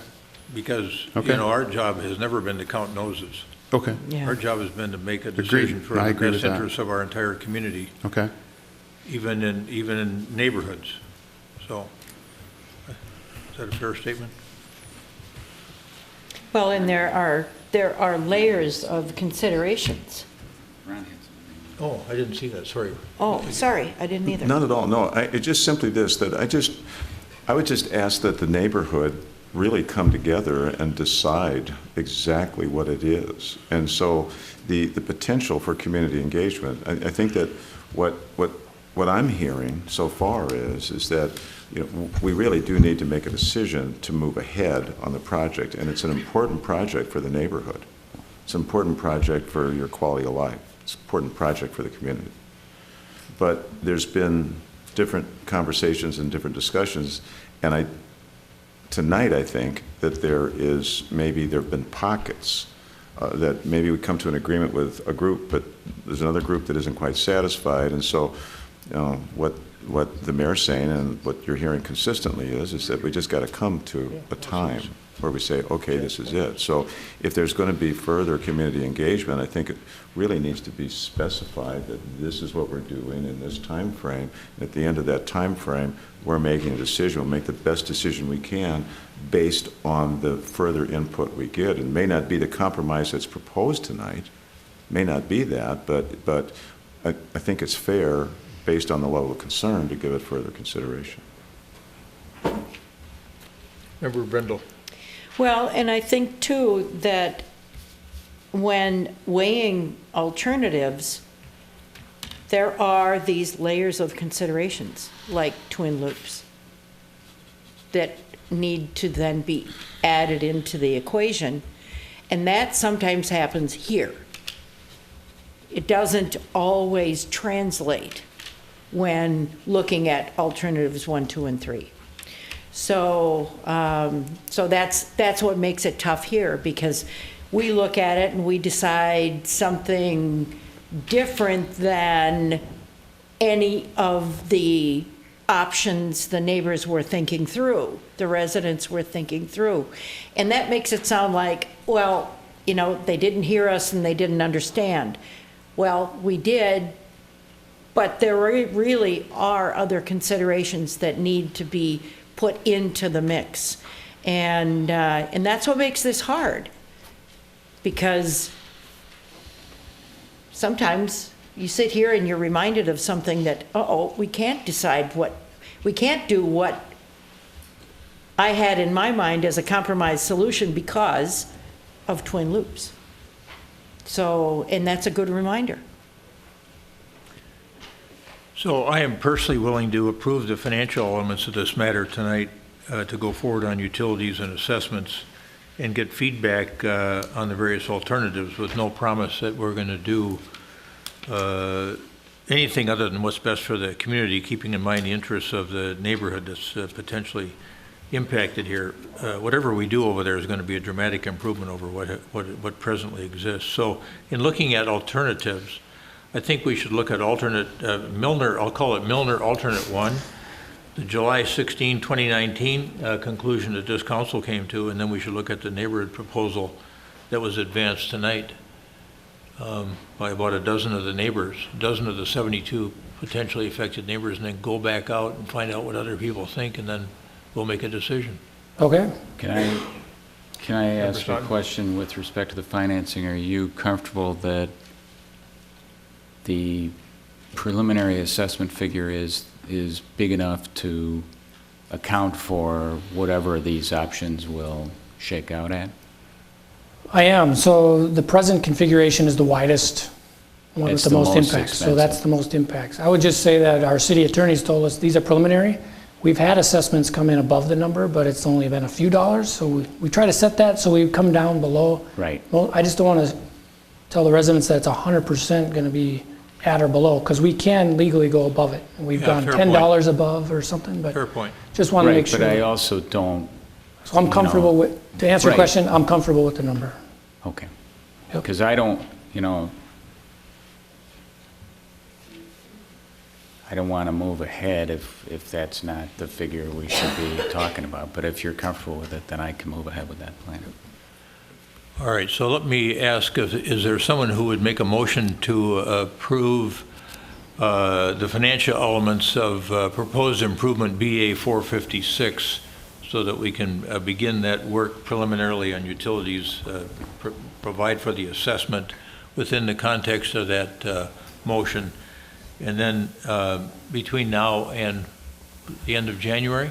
I would say the latest I would come back is the second meeting 2020? in January. Maybe we could hit the first one, but that's a pretty quick turnaround. We'd be back in January 2020 with further information from you regarding contact between the city and the affected property owners on Alternate 1, Milner Alternate 1, the July 16, 2019 conclusion the council came to, and the neighborhood proposal of this evening of Correct. 5-foot sidewalks on each side with 2-foot buffers.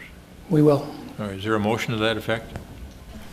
Yes, Your Honor, I'll move to, I can support and move to an amended resolution 2019-112 that would allow us to go ahead financially. All right. Is there a second? Second? I mean, I'm assuming your motion includes these, the feedback on the alternates. It does, thank you. Yeah. All right. Is there a second? Yeah, we got a second. Any further discussion? All those in favor say aye. Aye. Aye. Opposed? Carried.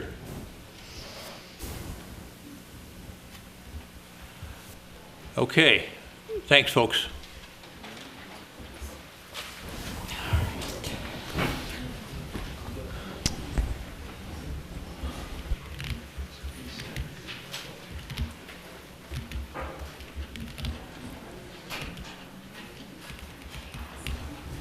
Now we are on to the second and final public hearing matter this evening, and that is a proposed roadway reconstruction project embodied in what's called Improvement BA 458.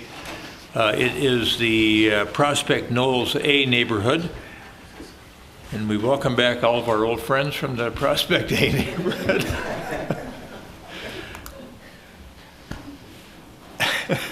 Thank you, Mayor. All right, yes, go ahead. I was just thinking of something else to say. We've been through a lot together, all of us. All Mayor, right, go ahead. Mayor, council, staff, and residents, thank you for the opportunity to present this evening. My name is Aaron Ditzler. I'm the Assistant City Engineer. We're going to review with you tonight the proposed roadway and utility reconstruction improvements scheduled for 2020 in the Prospect Knolls A neighborhood. Some advance notice, this presentation is going to be longer than the 58th. There's a lot of details to unpack, primarily with the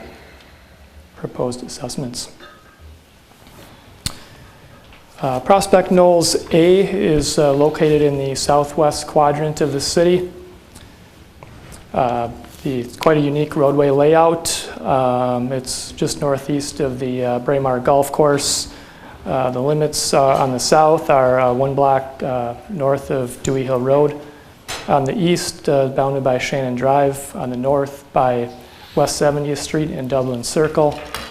And on the west, it's bounded, the street's just east of Gleason Road. There's 91 properties in the neighborhood, 1.64 miles of road, over 24,000 square yards of street pavement, 14 fire hydrants, and 47 sanitary sewer manholes.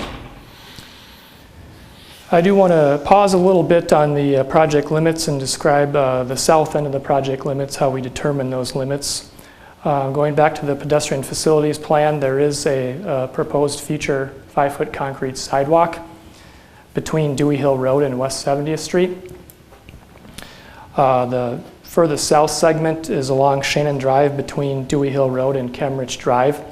That segment was originally proposed to be constructed in 2020.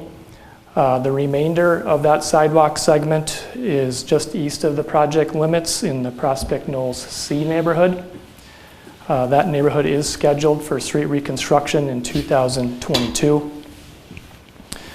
That was one of the contributing factors of adjusting the project limits. We do want to propose that future sidewalk be constructed entirely in 2022.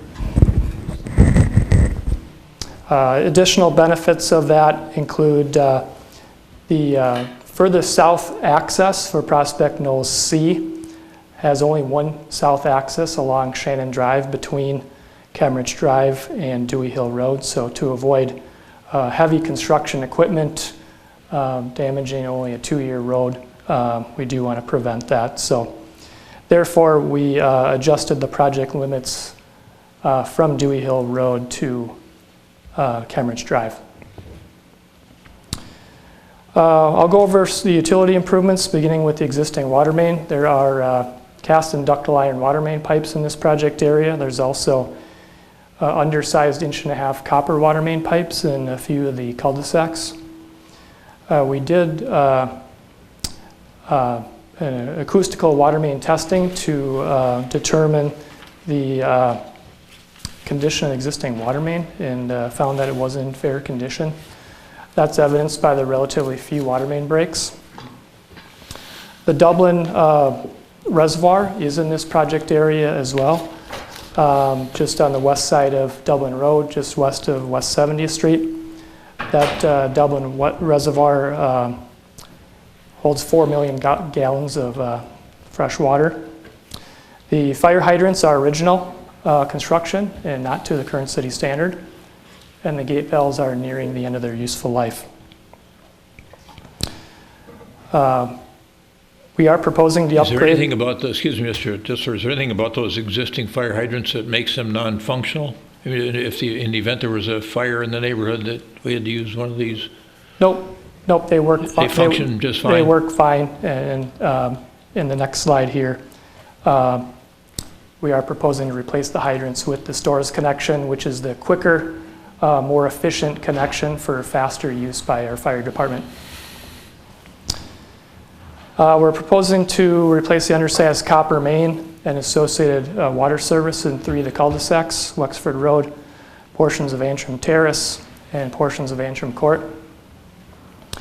Replacing all the gate valves and hydrants, as I just mentioned, and verify the appropriate hydrant spacing and add hydrants if necessary to meet public safety standards. We are also proposing some water main improvements to help the efficiency of the Dublin Reservoir. We're going to replace an undersized 12-inch pipe with a 16-inch water main pipe on West 70th Street, as well as install a new water main, a 12-inch water main on West 70th Street all the way to Gleason Road. So that alignment is Dublin Road, west on Cary Road, and southwest on Wexford Road. We're also going to install a water main between the Wexford Road cul-de-sac and Gleason Road through an existing utility easement. We are also working with, meeting with property owners to obtain temporary easements that are also necessary for that construction. That is proposed to be a horizontal directional drill, which is a trenchless method, which is limits disruption during construction. This will be quite a complex design and construction. We're essentially threading the needle through this short utility easement between these homes. Again, the Dublin Reservoir today acts as storage for fresh water during off-peak times. It does distribute water during peak times. So adding these water main pipes will be able to fill that reservoir quickly in aid of emergency operation of the water main system as necessary, all the while avoiding significant pressure drops. These proposed water main improvements are proposed to be paid for through the Water Main Utility Fund. The existing sanitary sewer has clay pipes in fair condition. There is an undersized sanitary sewer main on West 70th Street. Inflow and infiltration is occurring in the system through cracks and offset joints of the pipe. Localized sanitary sewer pipe defects are also present. Those are verified via the public works staff televising each of the sanitary sewer pipes. We're able to review those videos to review for pipe defects. The majority of the pipe defects are root intrusion and incrustation. We are proposing spot trunk pipe repairs to reduce infiltration. Those are things like offset pipe joints where infiltration can occur, as well as cured in place pipe liners to reduce infiltration. That is a trenchless method, which significantly reduces disruption during construction. Again, the cured in place pipe liner does provide a structural pipe support to the existing clay hose pipe. We are also proposing to replace manhole castings and rings to prevent inflow. This is the pipe I referenced earlier that's undersized. It's essentially a service pipe acting as a sewer main pipe. It also has other services connected to it. So we are proposing to replace this undersized sanitary sewer pipe with an 8-inch pipe along with the associated services. These improvements are proposed to be paid for through the Sanitary Sewer Utility Fund. Could you back up to that last slide for a moment, please? I just wanted to look at it. Yep, this is West 70th Street between Antrim Road and Dublin Road. Okay, thank you. Existing storm sewer, please recall the city considers curb and gutter as part of the storm sewer system. Most streets in the neighborhood do not have concrete curb and gutter today.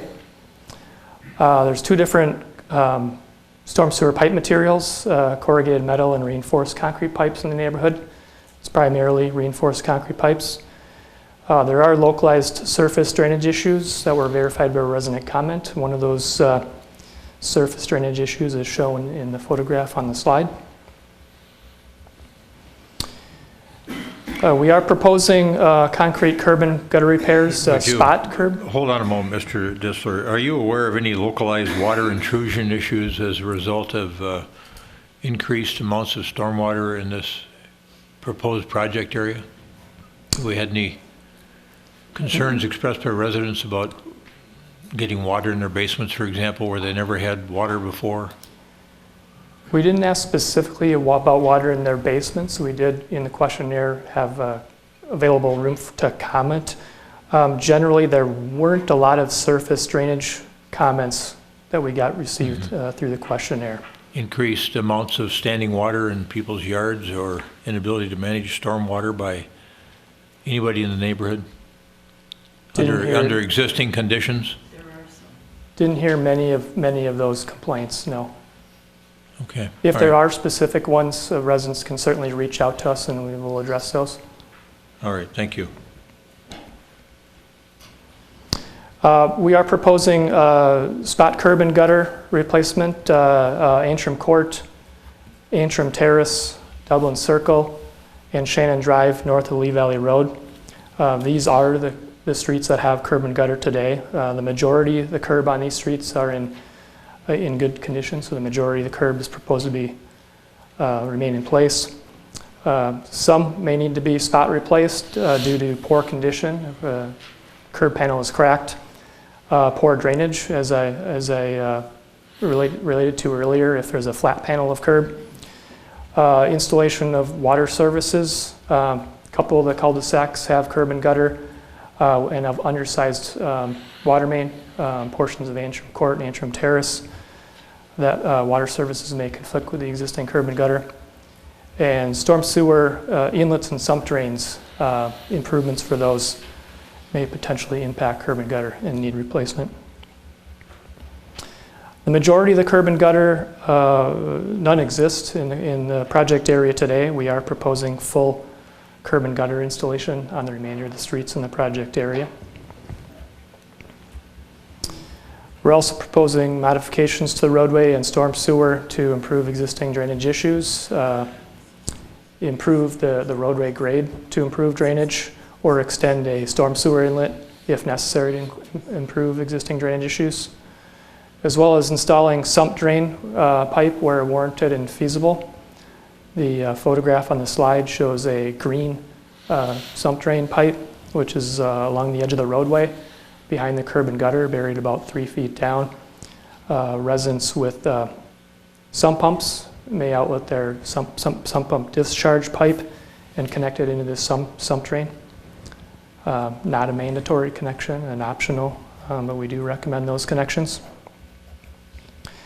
These proposed improvements are proposed to be paid for through the Storm Sewer Utility Fund. Existing roadways, the streets were originally constructed between 1958 and 1986. Existing street widths vary between 23 and 30 feet. The soils underneath the asphalt pavement and the gravel base are primarily sandy, some mixed with silty base material. We do rate the pavement condition of all the streets in the city every 4 years.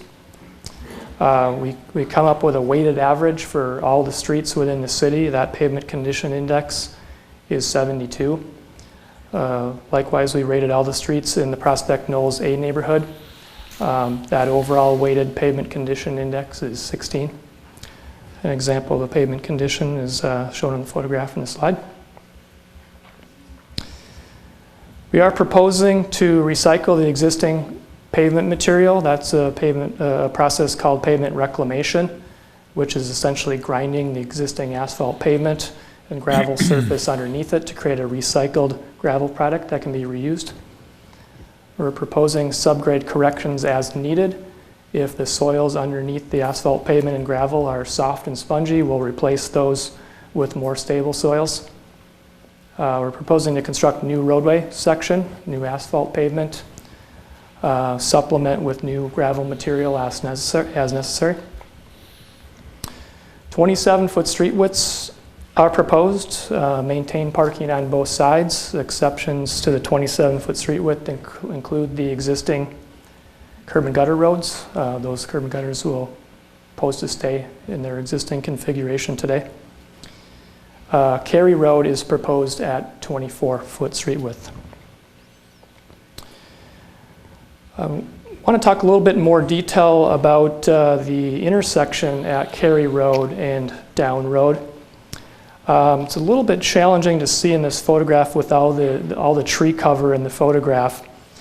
But if you look at the light gray line in here, there's a significant amount of pavement in this intersection, which can promote higher speeds in the intersection. We've also had some comments from residents that vehicles traveling westbound on Cary Road, as they turn southbound through the hairpin curve, tend to drift into the northbound lane of Down Road. I did meet with some property owners in this neighborhood last week and witnessed a couple of near misses with vehicles last week. Therefore, we are proposing some improvements to the intersection geometry, proposing to tighten up this intersection to 27 feet. That is shown with the light blue line. We're also proposing a double yellow striping line to delineate those driving lanes, as well as some advanced signing of a hairpin curve signing. We will be reviewing these proposed improvements, which do promote slower speeds and a safer intersection. We will be reviewing these with our traffic safety committee during the design phase. That committee is made up of public works staff, police, fire, our transportation planner, traffic safety coordinator, as well as our engineering director. We have reviewed this intersection with public works staff and some of our snowplow drivers who did request that some of these sharper curve radii be reduced, specifically the one at Cary Road and the one at Wexford Road. So we are going to plan on softening those proposed curb geometry radiuses. Again, Cary Road is proposed at 24 feet wide, parking on only one side, parking on the north side. That is due to there's some large mature trees on the north side of Cary Road, as well as a large boulder retaining wall. The other reason we're proposing that street width is to avoid costly installation of new retaining walls along the south side of Cary Road. We also have a number of cul-de-sacs in this project area, some with existing curb and gutter, some without. Again, the existing curb and gutter streets will remain the same configuration they are today. And again, we are proposing curb and gutter in the ones without. There are large mature trees in these cul-de-sacs, as well as retaining walls. In this instance here on Cary Road, the red line is the existing edge of the roadway, and the light blue line is our proposed diameter of our cul-de-sac radius. So no significant size adjustments proposed for our cul-de-sacs. We did receive a petition related to the roadway improvements. 22 properties signed that petition, majority on Shannon Drive, 1 or 2 on Lee Valley Road. That petition request was that engineering department consider and city council support to change the city's approach from a full roadway reconstruction to a mill and overlay. It also stated the current condition of the Shannon Drive does not warrant a full road reconstruction. There was other comments and notes in that petition, and we invite residents along Shannon Drive to bring those up in the resident portion of the hearing this evening. Engineering Director Milner and I did meet with 4 property owners last week to discuss the petition and describe our recommendation for street reconstruction along Shannon Drive. I'll do my best to briefly summarize that now. It has to do with, again, our proactive pavement management program. Again, we do rate each and every block of city streets in the whole entire city every 4 years.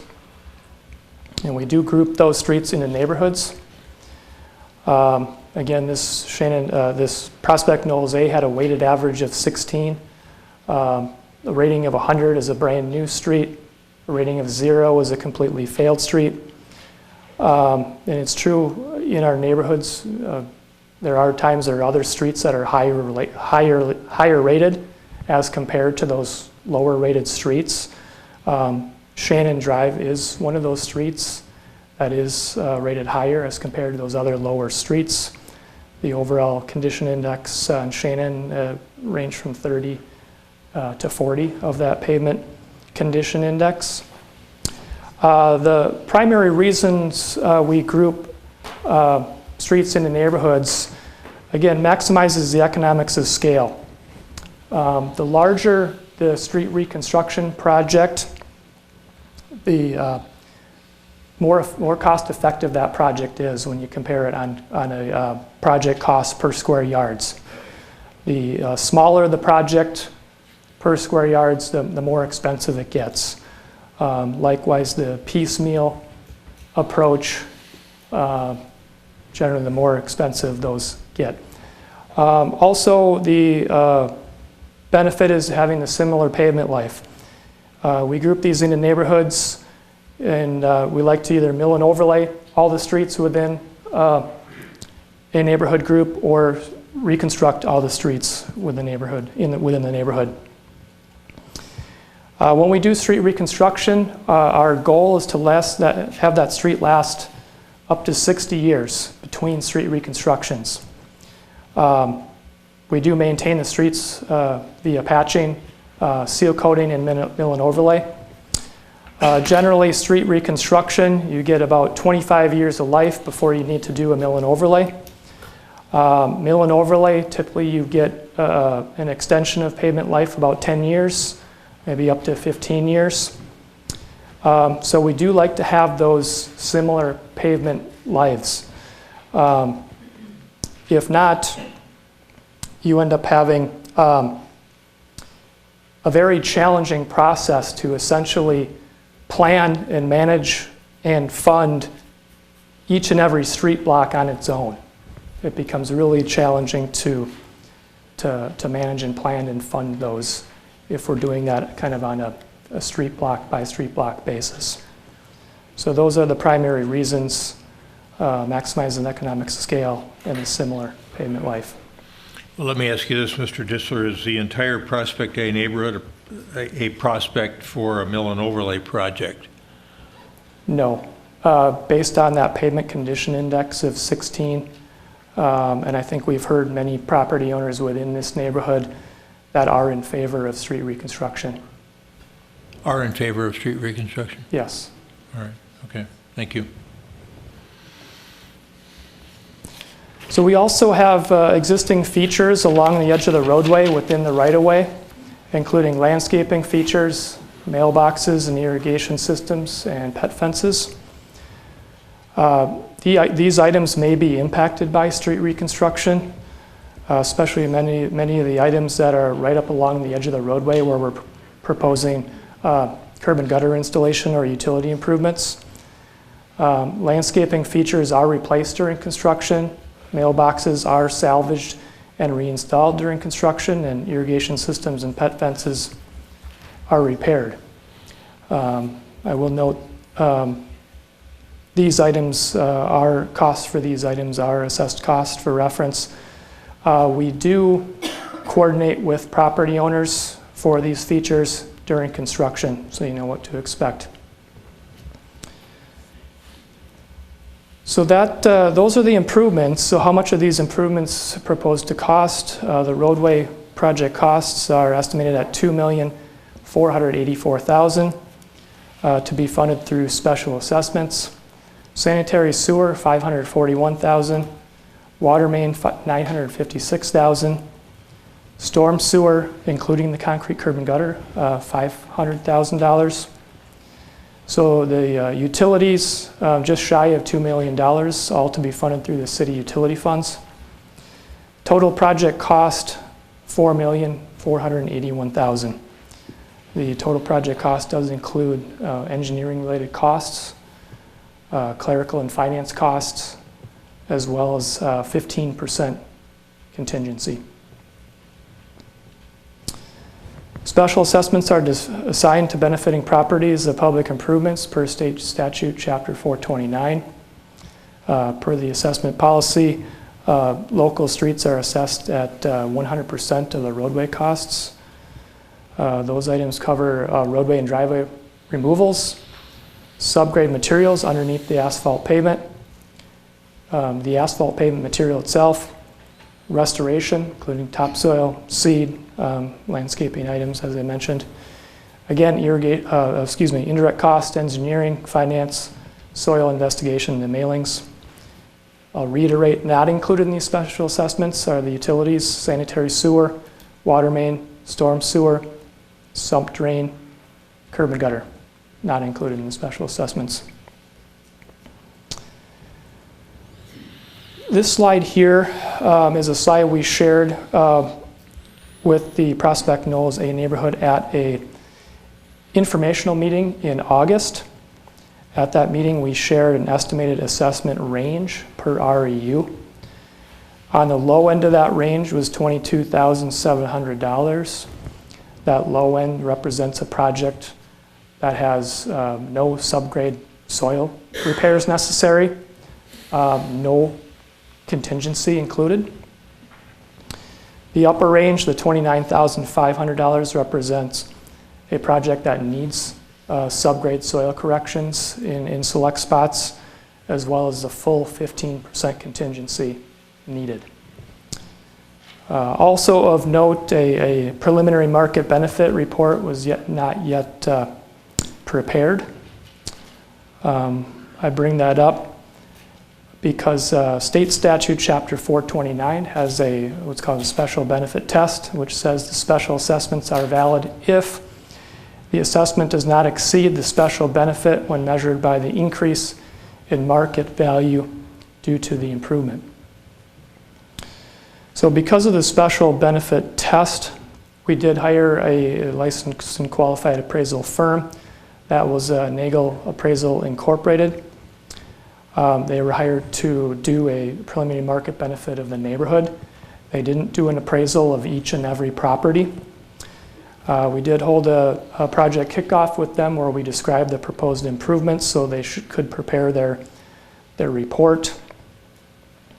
While they were doing their research and preparing the report, they did contact us, and they did tell us that there was a large disparity of preliminary market benefit on two of the streets. So we did ask them to present those values separately in the report.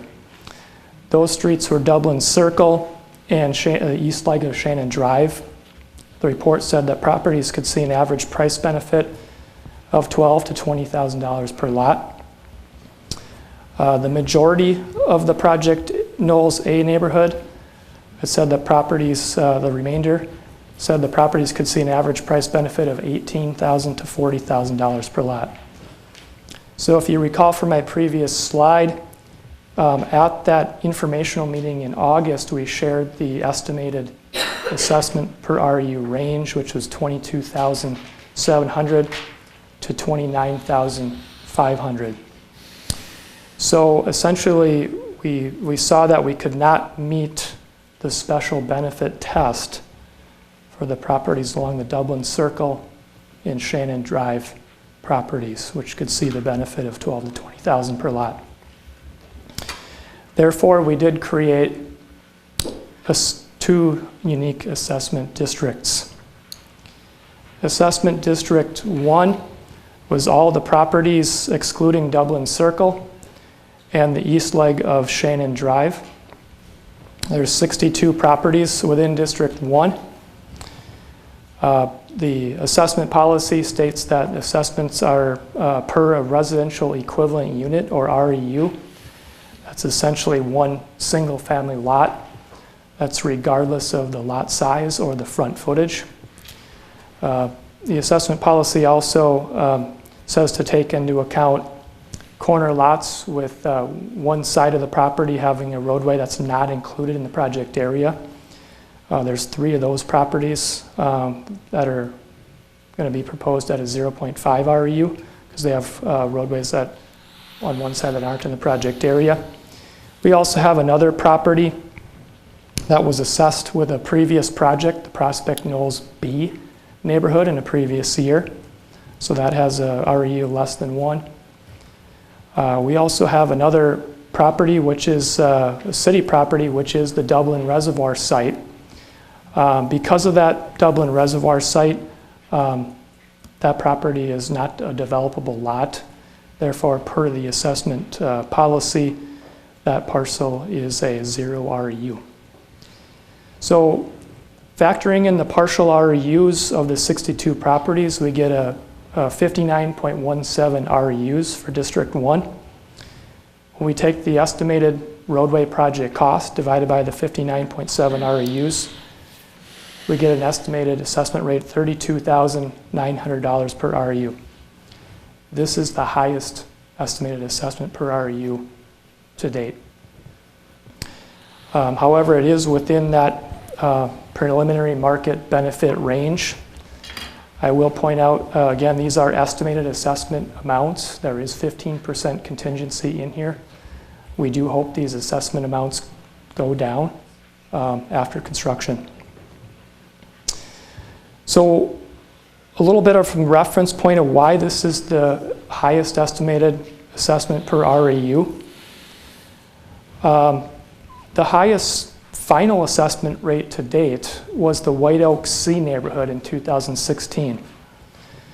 So again, a reminder, the assessment amounts are calculated by the roadway project cost divided by the REUs. The roadway project costs are heavily driven by the area of the roadway improvements. So for comparison purposes, we've got a square yards of paving per REU.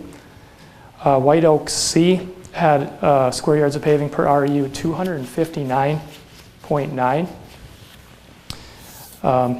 That had an actual assessment amount of 24,859. It did go down slightly from the estimated assessment amount. Prospect Knolls A Assessment District 1 has a square yards of paving per REU 342.3. And again, the estimated assessment per REU, $32,900. So the lot density within these neighborhood groups is a major driver in these square yards of paving per REU and these assessments per REU. Generally, the higher density properties within these neighborhood groups, the lower square yards of paving per REU and the lower estimated assessment per REU. We'll see an example of that in an upcoming slide here. Assessment District 2, these are the properties, Dublin Circle and the east leg of Shannon Drive. There's 29 properties in District 2. There's no partial REUs in this district. Again, one REU is the single family lot, regardless of the property size or the front footage. When we take the estimated roadway project cost divided by the 29 REUs, we get $18,500 per REU. That is within the preliminary market benefit range. Again, estimated assessment amount, 15% contingency included. Likewise as well, we hope this assessment amount goes down following construction. So let's review again for Assessment District 2 some comparisons of neighborhoods, square yards of paving per REU. Bredesen Park A in 2018. That neighborhood grouping had a square yards of paving per REU 111.3 and an actual assessment per REU 5,510. Countryside F, Warden Avenue in 2014 had a square yards of paving per REU of 125.6 and a final assessment per REU of 9,817. Prospect Knolls A, Assessment District 2, has a square yards of paving per REU of 140.6 and the estimated assessment per REU 18,500. So if you recall, Prospect Knolls A Assessment District 1 had the square yards of paving per REU of 342. Assessment District 2, higher density lots in these neighborhood groupings, lower assessment amount per REU. So hopefully that does explain some of the disparity in the assessment rates per REU. Again, reviewing payment options, the final assessment amount will be mailed to property owners 1 year after project completion, scheduled for fall 2021.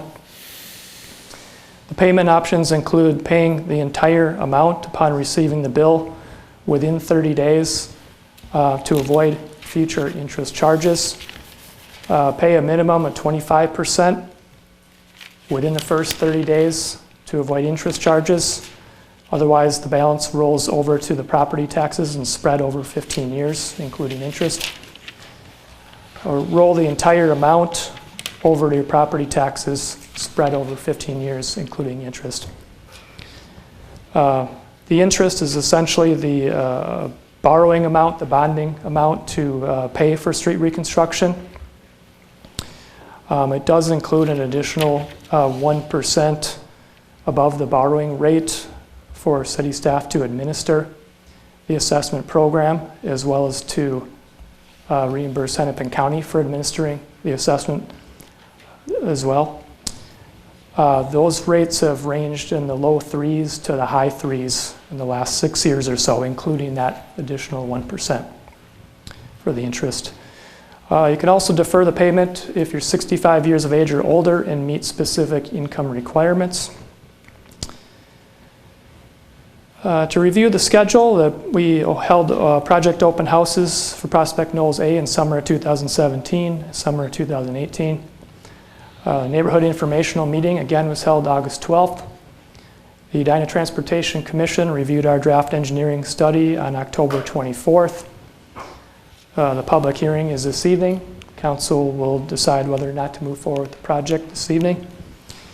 If so, the plans and specifications will be prepared over the winter.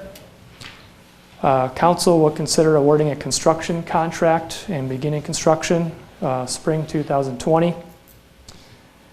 Construction would conclude in fall 2020. Warranty work, contractor warranty work would occur in 2021. And the final assessment hearing tentatively scheduled for fall 2021. Staff believes the project is feasible, cost-effective, and necessary to improve the public infrastructure. Therefore, we recommend approving resolution number 2019-111, authorizing the Prospect Knolls A neighborhood roadway reconstruction. So I want to thank you for that, your patience, that long presentation. And I'll take questions from the council at this point. Questions for Mr. Ditzler at this point in time? Member Brindle. I would like clarification on something that I thought I heard, and that is that if there's restoration, replacement of, or repositioning of a mailbox, restoration, reconnection, or repair of a pet fence or irrigation, that those are accessible? Correct. Yep, those are associated with the roadway improvements. They're not generally associated with utility improvements, and the roadway improvement costs. I was not aware that was accessible. I thought that was something that we put back in place after the project was finished. I was not aware that if you came back and put pavers back in a driveway, or you put pavers back around a garden, or you repair a pet fence, I thought that was part of doing the project, but I did not know it was accessible. Understood. I'll chime in on that a little bit. It's the only, all the other funding sources are utilities. So if it's not utility related, the only other one we have is assessments. And we've assessed restoration costs since we've started doing projects. Okay, I guess I mean, just it's wasn't always been aware in of there. it. So we always try to communicate with the council on those items, but it's always been included. I mean, All right. If it was different, then we'd have to find out what the funding source would be. Sure. Yep. My other question is about Shannon Drive. Is Shannon Drive in its totality in better shape than the other roadways in this project area? Yes. The pavement condition index for Shannon Drive, I think it ranged, I don't remember the exact numbers, there was some in the 30s, some in the 40s. 47, thank you. Okay. So the majority of the pavement ratings were lower, and that we see that in every neighborhood roadway reconstruction. There may be a street that has a higher rating on it. But generally, as I mentioned before, the preference to do similar pavement life and the maximizes economics of scale versus doing the piecemeal strategy, one reconstruction of this block here, no one overlay block there. So part of Shannon is not in this project, but it is it involved in an upcoming project?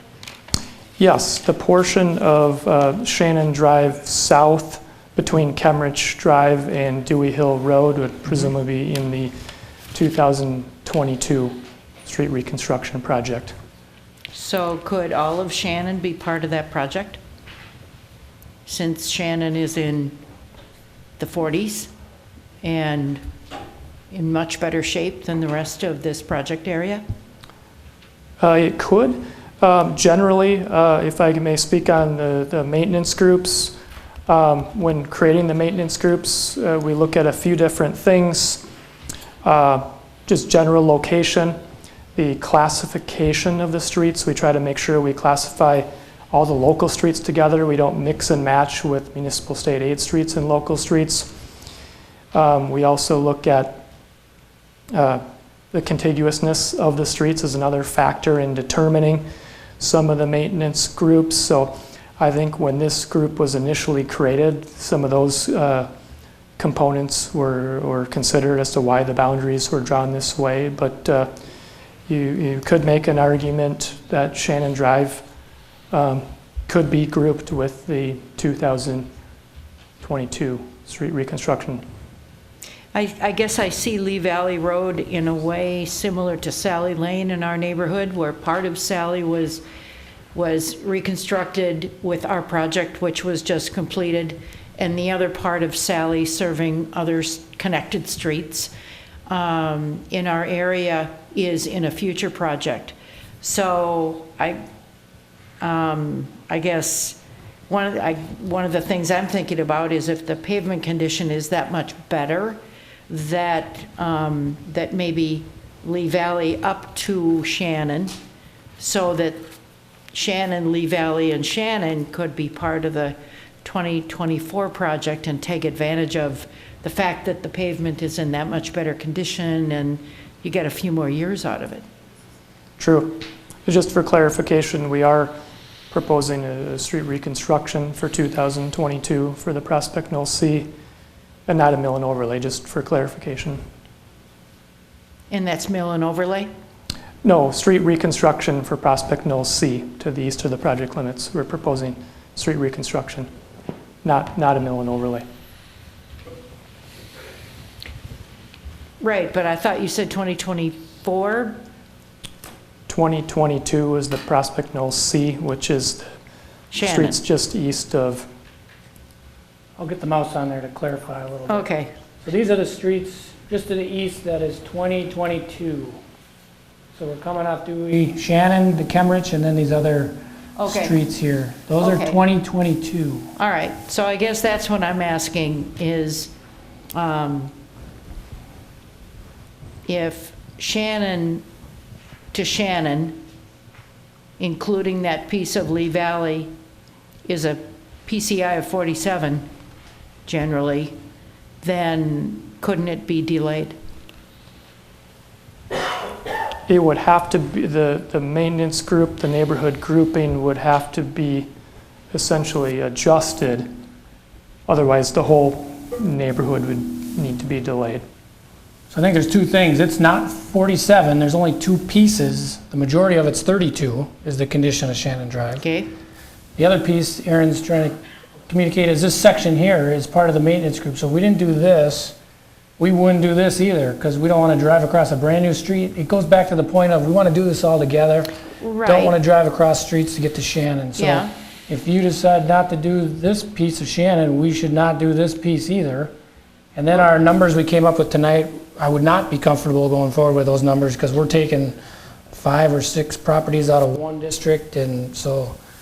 So the other the other would be more expensive. Maybe, because Yeah. it wouldn't be part of the project, so. Yep. We would prefer to keep it all in there instead of cherry picking certain streets. And if we only delay it 2 years, there's not that much of a difference. We've seen where we've delayed projects a couple of years and those prices go up considerably too. So there's that consideration.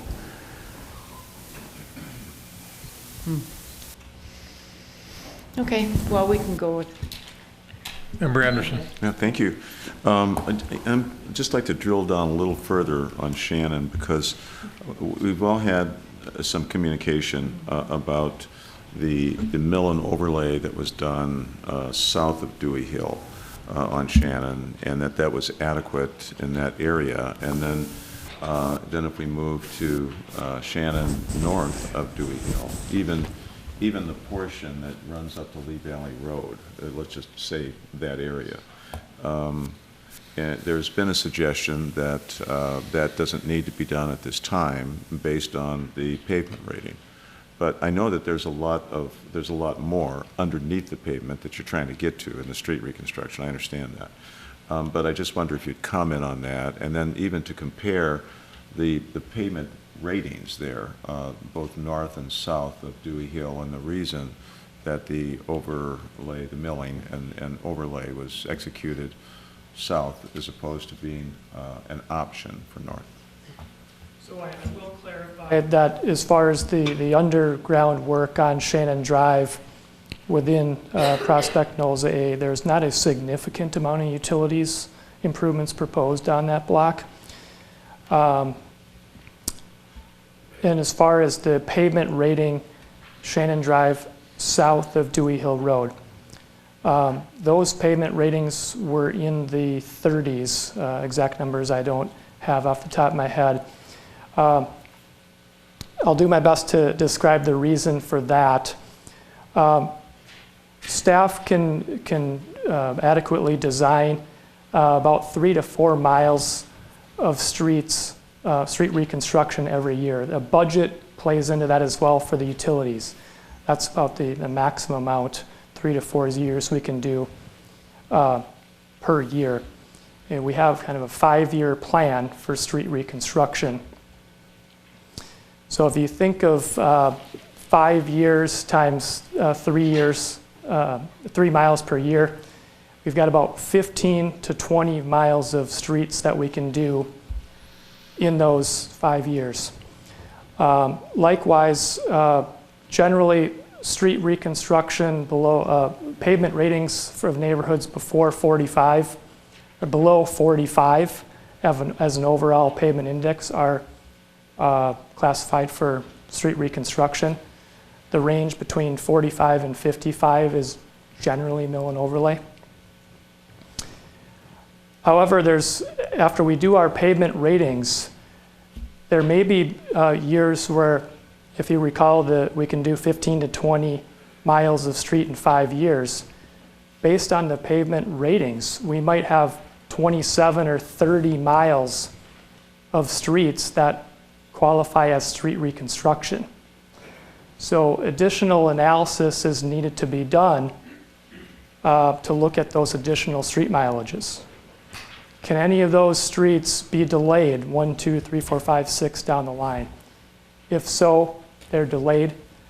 Many times they can't be delayed. They just won't survive that long. The pavement will break up. It'll be a real challenge for users. Therefore, we might have to adjust our improvement method. And technically, we might have to mill and overlay a street that technically qualified for street reconstruction, just due to those, how many streets we can get per year in that 5-year plan. Hopefully I did my best to describe the... Member Staunton, any questions at this point in time? Do we have the figures on pavement per REU if we combined 1 and 2? Combining 1 and 2, there'd be 90 some. I think we could do the math. Yeah, if you don't have it off the top of your head, maybe if you could give it to Well, we had the us. slide from August, Is that on there? Okay. right?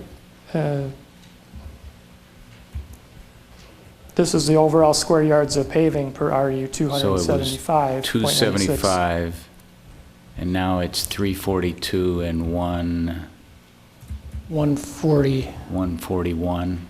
Okay. Yep. Thank you. Couple things for me. I just want to make sure I understood in your presentation, the water main condition is fair. Correct. Sanitary sewer system is in fair condition. Correct. You're not aware of any localized water intrusion issues. You're not aware of any stormwater management issues in any of these properties right now? Generally true, Is yeah. that correct? Do you know if any of the households in Prospect A have any issue or have any sump pump drains? Strikes me with the topography over there that it'd be rare for somebody to have a sump pump. But Right. maybe we can learn that from some of the folks that testify here. Yep. Okay. And when you said, when you sort of quickly answered my question about, is this whole area a candidate for a mill and overlay project, you said no. Correct. And what was the reason for that? Again, the ratings of the streets, condition index rating of 100 is a brand-new street. A pavement condition of 0 is a completely failed street, essentially a gravel street. The overall weighted average of each and every block, weighted average, the pavement condition index for the whole neighborhood, Assessment District 1 and 2, Shannon Drive included, was 16. It's an overall weighted pavement condition index. All right. So is there any reconditioning or other type of methodology we can use other than a mill and overlay in this neighborhood that'll take care of things for a few years other than doing a total street reconstruction? We could continue to patch the roads. It just becomes less cost effective, kind of throwing money at an issue, just keeping to push it along. And I would just add in, no, I would not, because the prospect knows that District 1, if you took out the Shannon Street, and we're averaging 16 with that one in there at 30, the rest of the streets are probably below 10. So it's time for reconstruction on those streets, and we believe Shannon should be included in there too, because it's most of it's in the 30s. Yeah, for me, it's not, I mean, it's not a question of whether it should be done. It seems to me like it should be done, but it's like we've reached a tipping point on what things cost to do. You know, during the time I've been on the council, you guys must have flipped a coin to see who had to address this issue with us. This is Mr. Ditzler, I guess maybe being the assistant engineer, you do the short straw. And for the neighbors too. I mean, it just sort of begs a broader question that we've been wrestling with as a council is, how are we going to keep doing these street reconstruction projects that need to be done and assess the way we're assessing? We had neighbors in White Oaks sue us because they had I don't know, it was $25,000 special assessment, and we won the case, but we had to lower the assessment based on the estimated property value, the increase in the value of the property. We had to assess it at like 22, I think. So, and this is something to sort of inherently worry about here too, is that does the benefit match up with the cost? So that when you find an appraiser that says over in one of the neighborhoods that you've got an $18,000 to $40,000 per lot benefit, and we're talking about a $32,900 REU, there's so much variation in there to me that it really creates some difficulty. And maybe you could talk a little bit about why the appraiser found that broad range of potential benefit from $18,000 to $40,000 per lot, and we're trying to strike something that's actually above the midpoint on a proposed special assessment at 32.9. Can you speak to that a little bit? Well, I think again, we didn't hire the appraiser to review each and every property. You know, we did try to minimize the cost.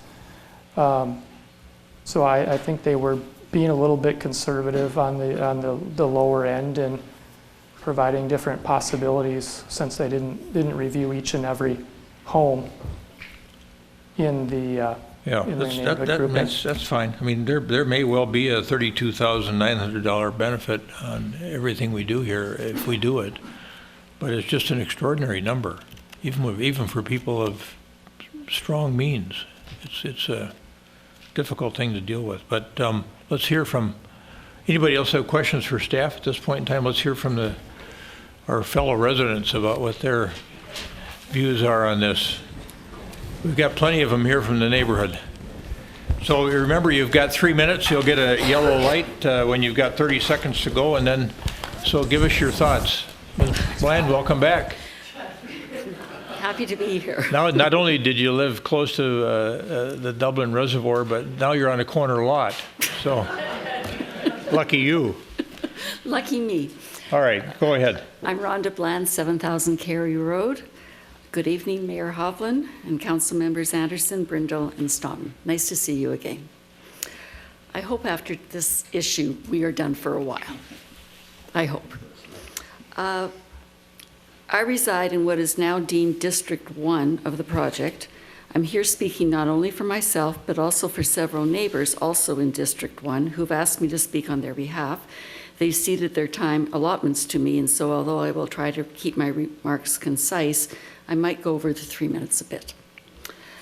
At the outset, let me say my neighbors and I, my neighbors that I've talked to all agree that the roads are very bad repair in our area and are in need of reconstruction. We never knew that an overlay might be an option, but apparently it's not based on what the engineers have said. The process, so that part is in no dispute. We need new roads. The process for a special assessment is laid out in state statutes. The city has been following this, that is, until August the 12th. At that meeting, we were told the project had 92 properties and 1.64 miles of roadway. The preliminary assessment given then was between $22,700 and $29,500. We all presumed as we walked out that night that the cost would fall in the middle of that range. It was said a public hearing would occur in December, which is why we're here this evening. But between August the 2nd and November the 20th, the date of the notice for the public hearing tonight, many changes have occurred for which we were not given notice and for which we had no opportunity to be heard. The project, as described on August the 12th, has now been split into 2 districts with the proposed assessments of $32,900 for District 1 and $18,500 for District 2. The notice states that the City Council can authorize the proposed project immediately upon close of the hearing today. Residents would have benefited by more and better open communication before tonight. The process might have been to have an open meeting on these latest big changes before the hearing this evening with a rational basis explained. For many residents, the presentation by staff this evening is a lot to absorb at the 11th hour. According to state statute, in order for a special assessment to be valid, the land must receive a special benefit from the improvement being constructed. The assessment must be uniform upon the same class of property, and the assessment may not exceed the special benefit. Special benefit is measured by the increase in the market value of the land owing to the improvement. The city is relying on a letter report that it solicited from Nagel Appraisal. Ranges are given for price benefits for lots. $12,000 to $20,000 for Dublin Circle and Shannon Drive, and as you mentioned, Mr. Mayor, District 1 is $18,000 to $40,000, a huge range. They say in their proposal that the numbers at the higher are for the more expensive homes, that they are the ones to see the greater benefit, and the homes that are valued at the lower range would see a lesser benefit. Those of you familiar with Prospect Knolls District 1 know it is a very irregular neighborhood. Some properties are large and some are smaller. Some homes are new construction and some structures date back to the original development of the area some 60 years ago. Not all the homes in the district have high market valuations. There are at least 10 homes that I calculate that have market valuations less than the average valuation of the homes on Dublin Circle and Shannon Drive, which is about $691,834.83. At the same time, the 8 homes on Shannon Drive south of Cambridge have been removed since August for the reasons stated about the sidewalk, and they're going to be assessed at a later date in 2022, I believe. But that means fewer homes and higher costs for us. The homes with lower values, there will be some homes that have assessments that will exceed their market benefit. There's no doubt about that. Homes with lower valuation would be in the $18,000 to $20,000 range for benefits, and this is clearly less than the proposed assessment of $32,900. It could be that there will be many appeals after the final assessments are fixed in October 2021. Baked into the estimated cost of the project that was not mentioned today is that the city will be engaging outside consultants for the design phase. The majority of design historically has been in-house. Until the cancellation of the 2020 Melody Lake A and Grandview A projects, the city was planning to hire a third party to oversee the construction phase. A decision on that last engagement has not been finalized. There are extra costs that would be borne by the neighborhood, and that would be part of that assessment. I think this is a situation where creative thinking for the cost and the financing need to come into play. Delaying a final council decision to explore possibilities would be a wise consideration. I would now like to comment on the road reconfiguration being proposed for the intersection of Cary, Wexford, and Down roads. This is in the engineering study, if you want to look to page 17, I believe. And it was shown on the screen earlier. Those of us who live in the vicinity are very concerned the drawing does not really tell the story. Cars going north on Down Road are driving uphill. As they turn onto Cary, the grade continues to climb. If drivers slow down toward and into the turn, they will not make it up the hill, and I'm speaking of snowy and icy days like today. Driving in our neighborhood in winter is always a challenge. We believe narrowing the roads, as the city suggests, will make that area less safe, not safer. I understand the city is considering a double yellow striping to keep cars in their lanes, but I remind you that in the winter months, no markings in the roads can be seen. In addition, you can see on the drawing, there's an 8 to 10 foot, I've been told, that's what that represents, protuberance in front of 7,000 Cary Road. Can you see that? Yes. The city is the city is proposing no parking on the south side of Cary Road. If that goes through, the bulge will limit the parking on the north side. Historically, that area has been used by large trucks that are providing services to our homes. In that space, they are out of the way of the through traffic. The city plows would have an easier time driving west into the cul-de-sac if the line was straight and it didn't have that bulge. We believe the bulge should not be added and the line along the curve be unchanged.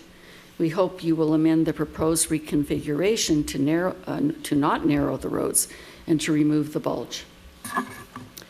In closing, I would like to speak about policy.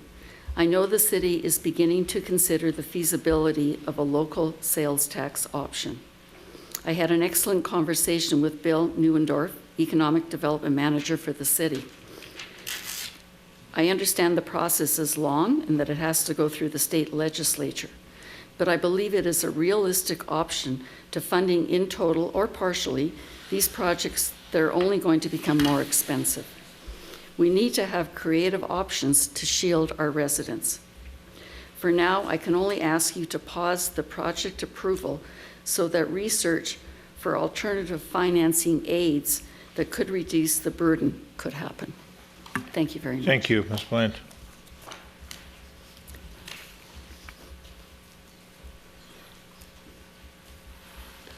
Good evening. Esteemed Council, I'm John Elliott, 5904 Lee Valley Road. I've lived in an unexpanded house for 57 years, I guess. I went to the meeting at the engineering building months ago, and they said that the new standard is to have an insurmountable concrete curb. And wonder of wonders, shortly after that, I'm over at Parkwood Road, and they're putting in a surmountable paved curb. So I kind of question that. I'd rather have a surmountable paved or asphalt or concrete, because I bicycle and you hit a sharp curve and it's catastrophic.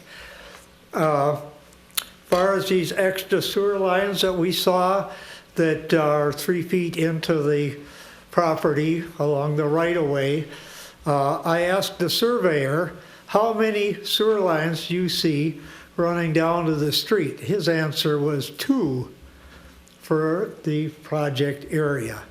We heard from the engineer saying it's a sandy soil. Hardly anybody would have a sump. Taking a twisty road and narrowing it from 30 to 27, which is proposed in some areas, doesn't seem too good to me. And we just heard about the hairpin turn. I think the engineer said they want to decrease your radius. I think he meant to say increase the radius, but still, where you have a sharp corner and there's very limited sight lines because tall shrubs are right at the curb, you can't see. I don't think making it narrower there was going to help, especially there is truck traffic. And in other areas, we have service vehicles that park on both sides of the street. They have to be careful just getting through there without any opposing traffic. And I wanted to point out there's an engineering issue on Down Road where there are steep driveways come down the road and water runs down those driveways with velocity and it crosses the roadway to go down the other side of the road and it freezes and it makes for a hazard if you're walking or driving. I took pictures 10 or 15 years ago of this, but anyways, before there were digital cameras out there, and sent it to the maintenance people. 5 places from the top of the hill to the bottom, the area we're talking about here, had water coming down and it goes right down the side of the road and then crosses the other side. And that is not acceptable. I'm not a qualified engineer to tell you what to do about the steep driveways, but I hope you can fix some of that. Thank you. Thank you, Mr. Elliott.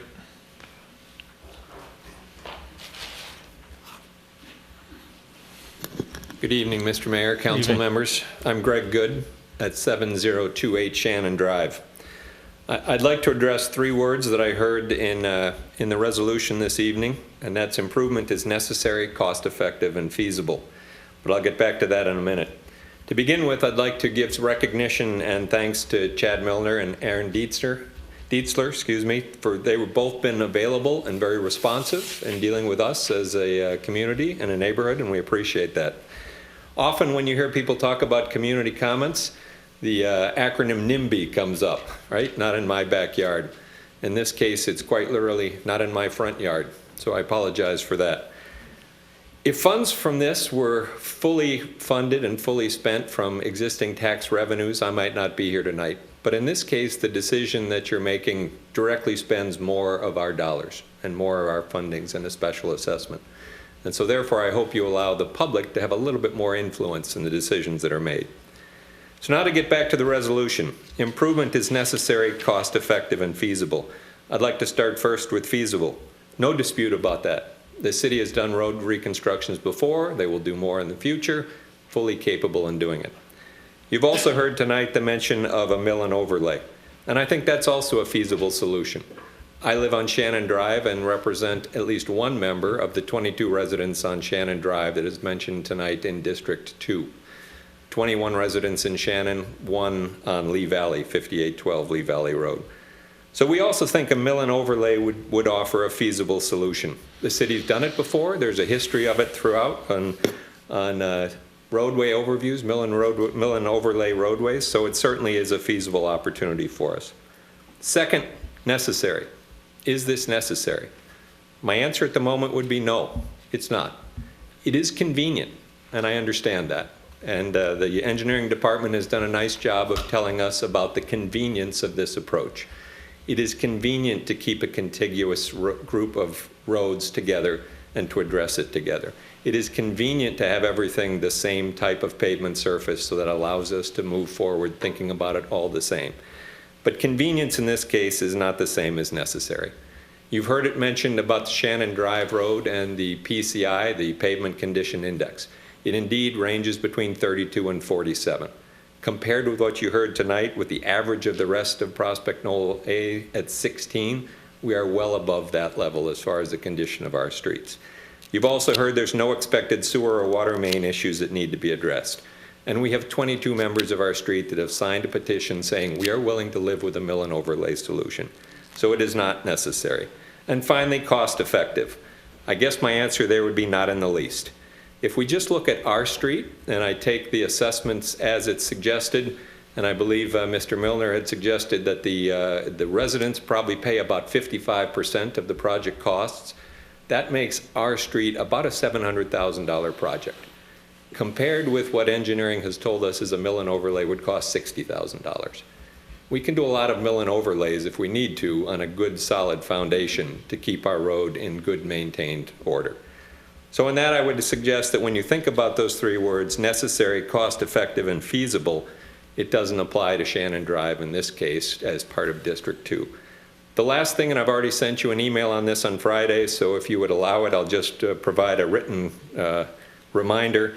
But we do believe that there is some alignment issues around the two districts. We have particularly one neighbor on our street, 5812 Lee Valley Road. They're on the same street. They face road or house to house with the rest of Shannon. Because of the fact they have a Lee Valley address, they were included in another district. So I would also ask the council to consider that when you make a final decision, whatever that decision might be. Thank you. Thank you, Mr. Good.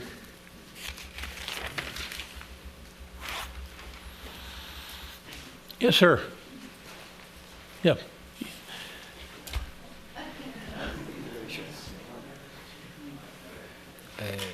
Can you hear me?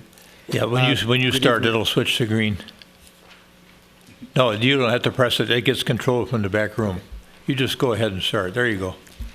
Good evening, Mayor and the City Council. The purpose of what I'm going to say is Give us your name and address, please. This is, I'm Hamid Motadi, 7013 Dublin Road in Edina. Thank you, Mr. Motadi. The purpose of what I'm going to say is to a large extent reiterating what the eloquent presentation by Rhonda Bland, the first presenter, was about. So it's really echoing some of the sentiments in the neighborhood that Rhonda so eloquently put forth. The assessment, so I'm going to summarize this, and it's going to take me probably no more than a minute and a half at most. The assessment really is problematic for two reasons.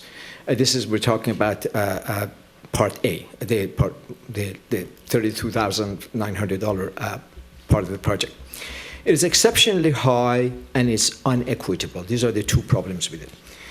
On the second point, that is the non-equitableness of the project. There's a wide range of homes in the area, anywhere from $500,000 to over $6 million. If we want to tie the assessment to the eventual derived benefit of the project, let us say I'm not a real estate person to figure this out, but suppose for a moment that there is a 1% increase. We're talking about 1% of $6 million versus a 1% of $500,000. So we're talking in numbers that are quite different in terms of the value derived. So this is simply the question of equitableness. The other point is the fact that the high value of the assessment is in large part, as has been said before, due to the splitting off of the various areas. This is no different from insurance and risk pooling. So when you split off different areas, you will clearly increase the cost to the areas that are left behind. So these two principal issues are what we have to deal with. And I want to echo again the point that given this incredibly large and historically unprecedented cost per home, in this case, I think it's incumbent upon us to think about creative ways of addressing this issue that, and perhaps even at the point of perhaps pausing at the moment until we come up with better ways of financing this thing, because it's just going to be very difficult going forward with this kind of cost. So, thank you. Okay, thanks, Mr. Motadi. Yes, sir. Good evening.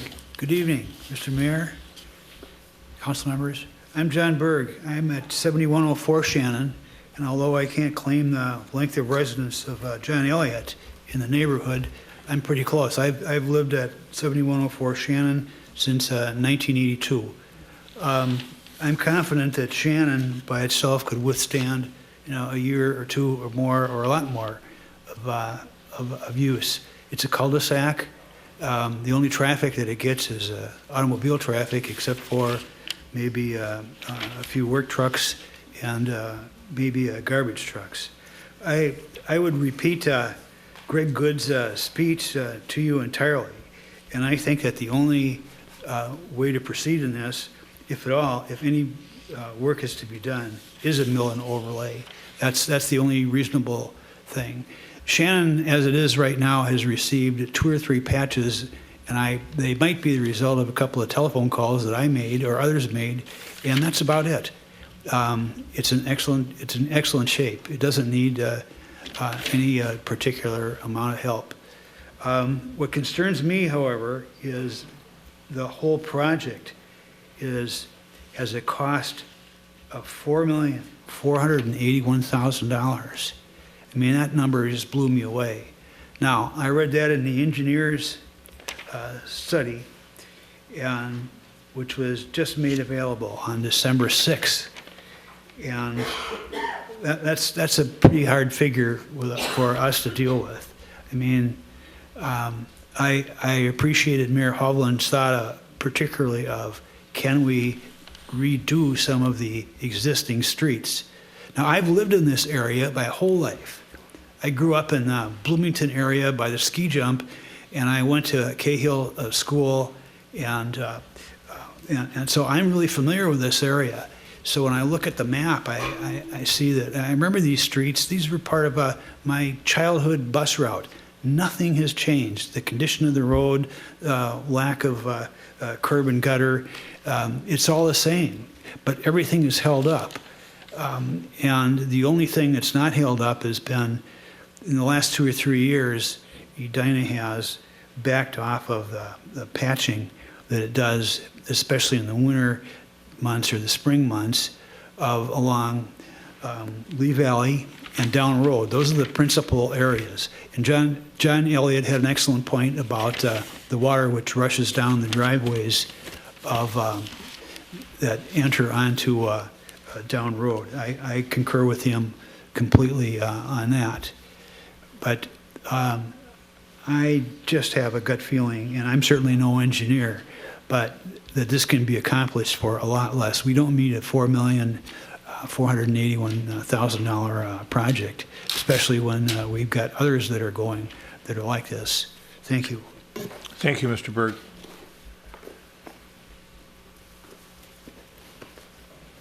Yes, sir. Good evening. Good evening.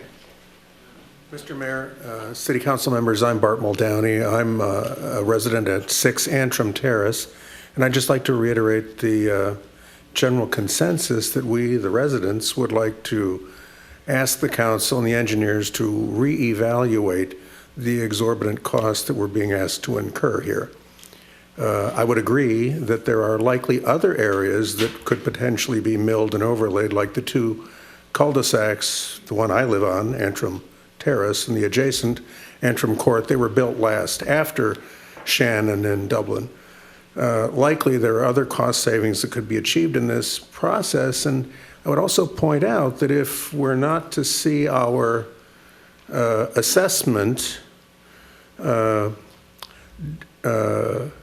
less than our perceived benefit, how these cul-de-sacs in getting a new blacktop, no new curbs, and essentially nothing else are going to see any property valuation increase. And yet we're being asked to pay about $33,000. So I find that bizarre, and the notion that we could change the denominator for the project when everybody's rumbling over the same roads to get to their homes every morning and every evening is difficult, for me at least, to understand. Mm-hmm. Thank you. I thought that was an interesting point you raised in your email, as a matter of fact. Thank you. You bet.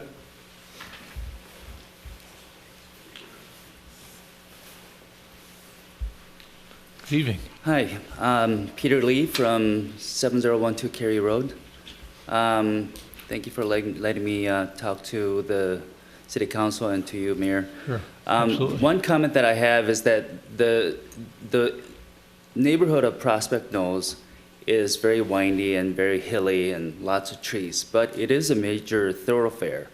That street of Dublin connecting 70th Street down road to Lee Valley is a major thoroughfare for people cutting across, getting through Edina from the major highways that you have. So that road gets extensive use. I know that it's not an MSA road, but it gets extensive use by people outside of that neighborhood. I do feel that the city at large, maybe even the county, should share in the cost of fixing that road, because that's one of the major problems. Thank you. All right, okay, thank you. Yeah, unfortunately, it's not a county road. It's a city street, but wouldn't that be something? Come on up. And thanks to all of you for coming this evening and sticking with us here. Yeah, thank you. I'm Charlie Blooming. I live at 7019 Cary Road. And a couple thoughts I'd like to share. If you look at the street assessment history for the past 5 years, the only one that's in excess of $14,000, and all due respect to what Aaron shared, is White Oaks. That was $10,000 higher than 30 other projects done in the city of Edina. And you got some feedback, some controversy, just as you're getting tonight. Those of us, and we were at a 90 household project, and we're in this together, you, us, and everybody else. But there's some division going on, obviously, here. And I would suggest to you that to have another 10,000 over and above the 24,000 is fundamentally unfair. And I would reiterate what the mayor said, that maybe we have hit the tipping point, and maybe, I've always believed, I'm a business person, unusual circumstances require unusual thinking, require unusual creative problem solving. And I don't really think that basic principle that I firmly believe in has been applied with where we are right now. Thank you. Thank you, Mr. Blooming.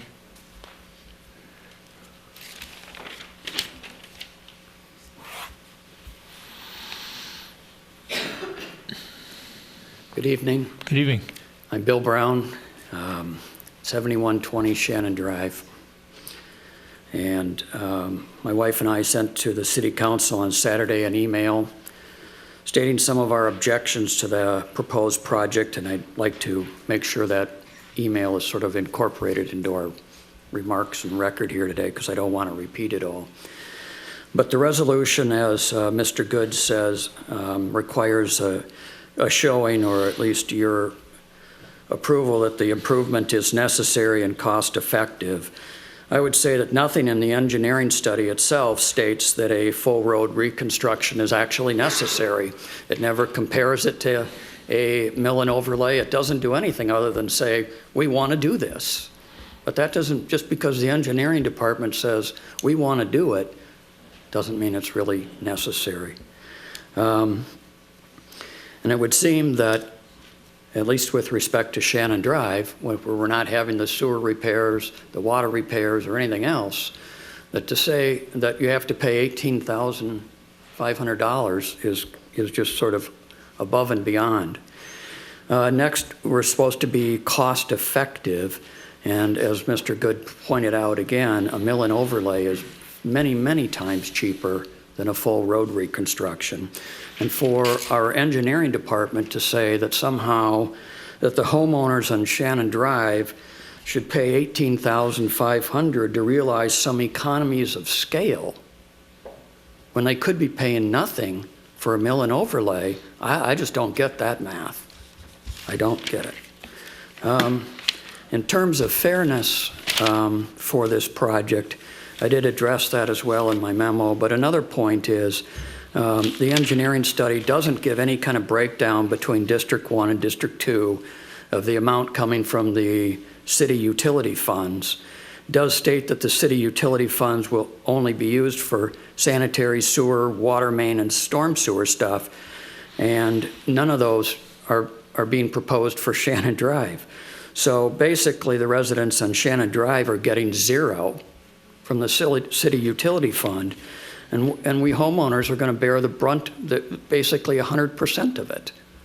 And yet we've heard from, city engineers at other meetings like this, the typical percentage is 50-50. So for all the homeowners on Shannon Drive who've paid into that utility fund for all these years, where do we get our benefit from that? We're getting zero cost sharing. Finally, I'd like to address a little bit of Minnesota Statute 429 that's been talked about tonight, where it does require the council at a meeting like this to be looking at a description of the methodology used to calculate the assessments for the parcels. As you know, any assessment can't exceed the value of the benefit to homeowners.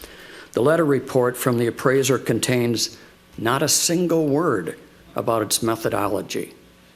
Not a single word. There's no way for anyone in this room to test or evaluate whether those estimates are even reasonable. Nothing otherwise at this hearing, which is required by statute, talks about the methodology. I think without any information available about the methodology of the appraiser, that these statutory requirements are not being met this evening. Beyond that, I would say that an appraisal that doesn't contain any discussion of methodology wouldn't be acceptable to any lender in the country, and it shouldn't be acceptable to the city council. Finally, as sort of an aside, I live on Shannon Drive, but I would say for my neighbors in the other district that a $33,000 assessment amount for my neighbors is unconscionable. Many of these homes are older and very modest. The proposed assessment amount exceeds 5% of the value of some of these homes. How can anyone say with a straight face that a home's value will increase by over 5% just because of this road reconstruction? And that's what's required by law. Thank you. Thank you, Mr. Brown.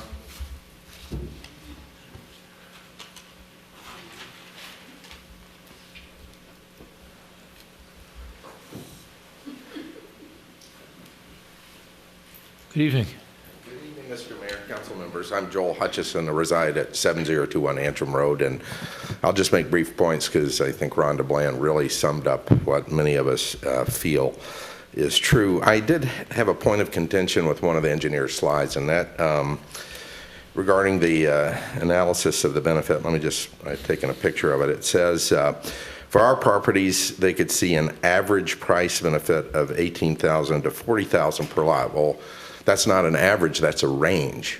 I'd like to know what the median and the mean values are, because you're saying that you're going to assess us $32,900, and that falls within the so-called range. I don't know how many houses really meet that criteria for $40,000. I suspect it's very few of them when you look at the 62 lots there, and I don't think that's fair. And I'd like to see more transparency in how Nagel came up with that before you assess me $32,900.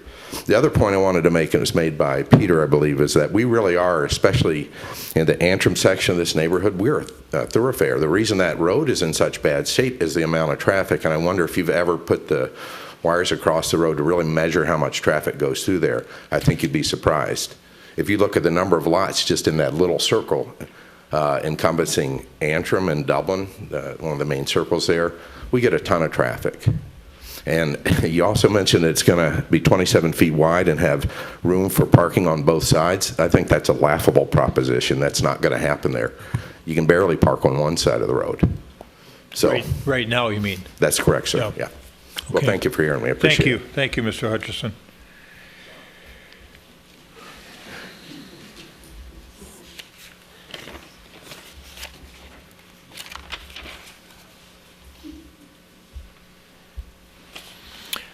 Anyone else? Yes, sir.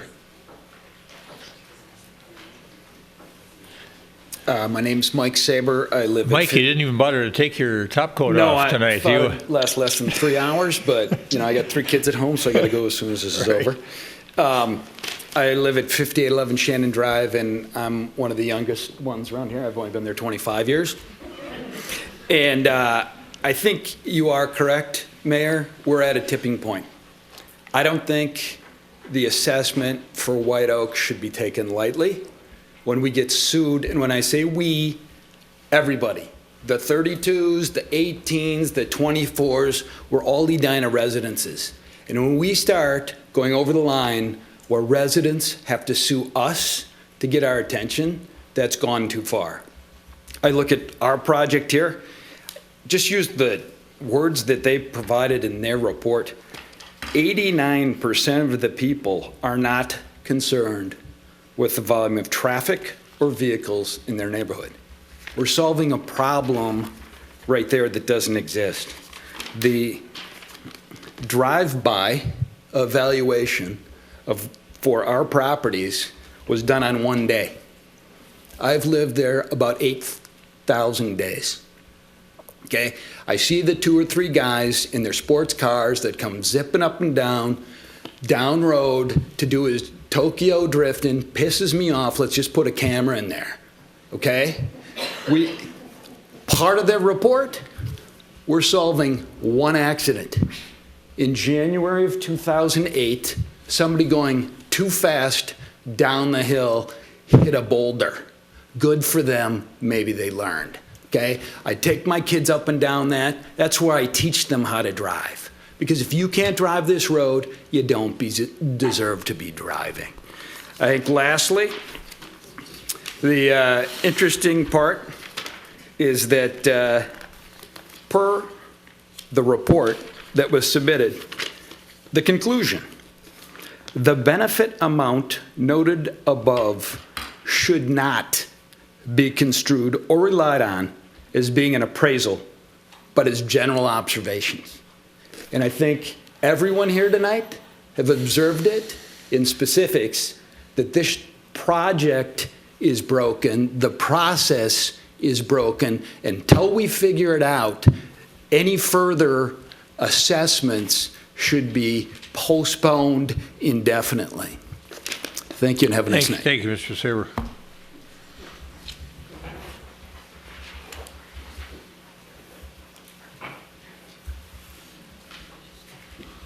Mayor, council members, I'm Annie Seidel and I live at 7005 Antrim Road. In terms of longevity, I've lived there since 1972. Most of the houses, many of them did not exist when I lived there. The $32,900 is outrageous. I can pretty much guarantee my home value will not go up higher than that, so it will be a net negative expenditure from my house and most of them. I don't have another solution, but we have to pause this decision and come up with a creative decision to make it much more cost economical for our entire community. Thank you. Thank you, Ms. Seidel.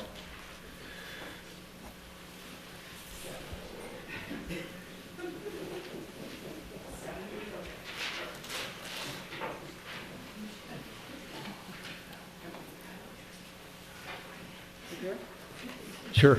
I'm Robbie Fast at 7017 Antrim Road. And your name again, please? Robbie Fast. Thank you, Robbie. Yep.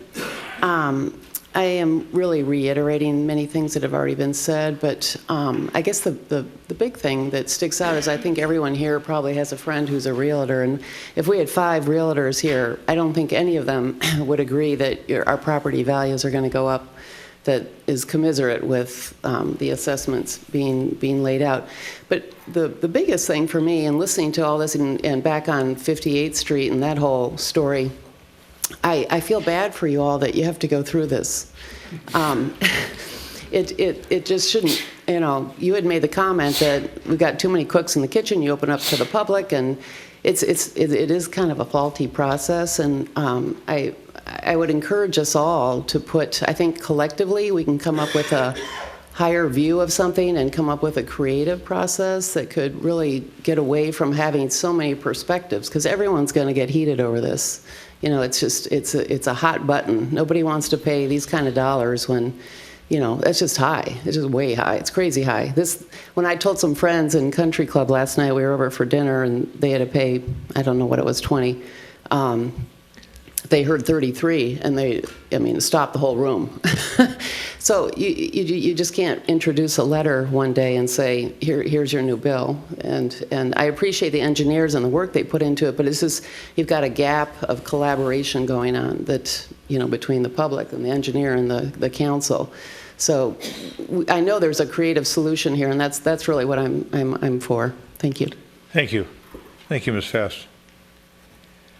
Hi, I'm Connie Ganchi from 5812 Lee Valley Road, and I'm happy to present to you tonight. What I'm actually talking about is everything that Greg Good said. We've all supported it. There's 22 of us in that neighborhood. I am in that neighborhood. My house faces Shannon Drive. My driveway faces Shannon Drive, and the road goes right in front of it. I'm not on Lee Valley Road. My address is Lee Valley Road. It was probably the first house in 1962 when there wasn't a Shannon Drive. And so, first of all, I cannot afford $33,000. I can afford $18,000, but I don't know why I am in the $33,000 because I'm on Shannon Drive. I think it should be stopped. I think it all should be stopped. We'll ask that question. Okay. All right. Thank you. Thanks, Ms. Ganchi.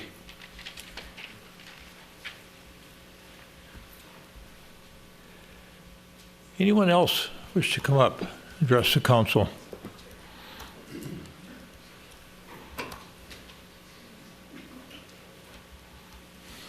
All right. Is there a motion to close the public hearing? So moved. Is there a second? Second.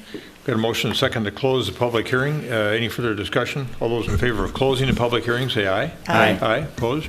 Carried. Well, let's start with Ms. Ganchi's question. Why is she in Area 1?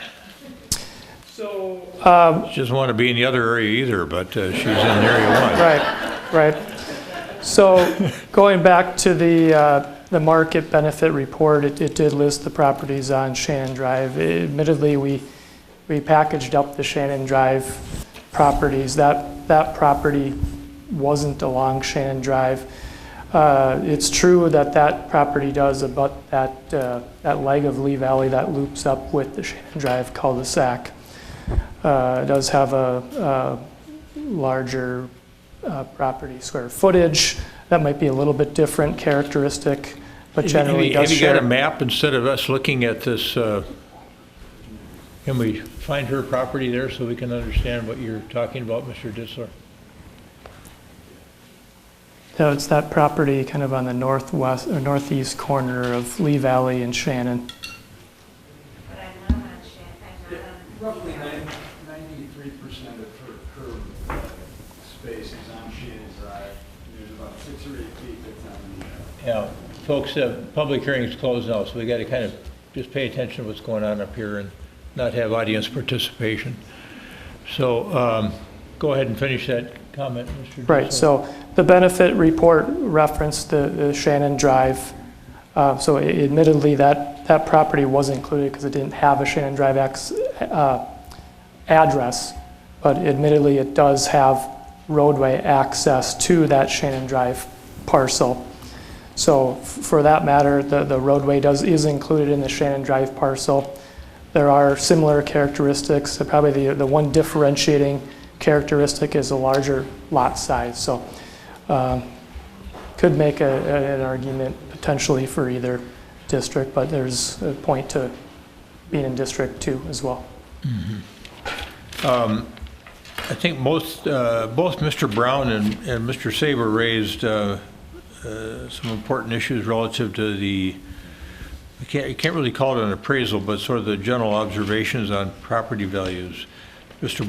Brown made the point that there wasn't anything in there about the methodology used by the appraiser to determine those range of values in the two districts. You have a comment on that? Well, it is true. We did attempt to conserve costs of the report. That was a driving factor, right or wrong from our end. So the cost of the report was under $5,000. It was maybe even under $3,000. So it was a fairly minimal report that, again, didn't appraise individual properties. That we could potentially amend the report to include methodologies. Well, I would just add, the methodology that they brought up in the state statute isn't the methodology for the benefit letter. The methodology is that we don't assess one property by a single property REU and another one by a linear footage. So the methodology that we're assessing the properties is by the REU method, and that is called out in study. So that's the methodology that's being discussed in that statute. The benefit letter, again, yeah, we could do individual appraisals of every house. Well, if we think assessments are expensive now, what's it going to be when we do assessments of every single house? Yeah, we talked about that before. I don't think anybody's expecting, whether you're in the neighborhood or you're up here on the dais, so you're not expecting individual appraisals. Yep. But you are expecting some accuracy in what you're hiring, when you're hiring your experts, to be able to project whether the there's a corollary impact there, and that the cost, that the increase in the value is reflected in the cost. Does that make sense? That special benefit, it's got to be there. Yep. So what both Mr. Brown and Mr. Saber have said is that, do you have enough information to make sure that you feel comfortable in either District 1 or District 2, based upon the fact that you guys had concerns about whether or not the special benefit was there? Do you have a sufficient level of confidence in what was done by the appraiser to be able to justify the numbers that you're representing would be appropriate for each district? Yep, I think for the majority of the properties in each district, based on conversations I've had with them, they are supported. There's these outliers which people have brought up that may or may not be supported by the 32.9. So it's a very unique neighborhood with a lot of different property types and sizes and structures, and that's what would fully determine that benefit and the appraisal that would potentially be done on that to determine the exact number. Yeah, I mean, it's actually easier to get some level of comfort with the proposed assessment or the value, I guess, in District 2, where they say you're proposing that the assessment be 18.5 for District 2, and the value would be somewhere between 22.7 and 29.5. But when you get back to District 1, which is the issue I raised early on and others did as well, when you've got a proposed assessment of approximately $33,000 and the benefit ranges anywhere from 18 to 40, it doesn't create a lot of comfort for people making a decision, I don't think. So, and that's the point they were trying to raise too, I think, is, and then Mr. Brown also asked, are we getting anything from the utility fund on Shannon Drive? And I think, curb and gutter he didn't mention, but. Well, there's existing curb, what they're getting. I looked at the hydrants when we were sitting there. They're old hydrants, so they get new hydrants. The gate valves were replaced with every project. We know there's a spot sanitary sewer repair on a portion of Shannon Drive. So those are the utilities that we know about at this time. Yeah, I forgot about Mr. Hutchison. He raised those same issues about the range being too great and the appraiser needing to disclose with more detail his methodology.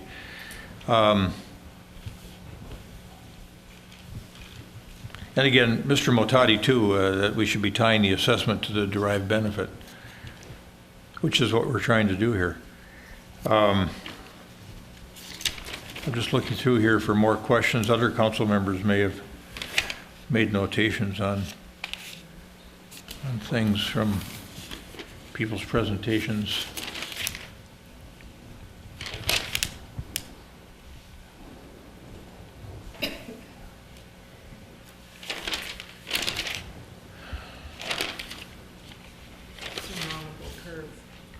Yeah, I think, that's a good question. That was Mr. Elliott preferred a surmountable curb, and I think we might talk a little bit about our experience on surmountable curbs versus the more conventional curb that manages water better. Sure. And protects yards better, I think. Yeah, the standard curb and gutter is the bulkhead style that is the more rigid style, as was said. And it's true that surmountable curb has been installed on some streets.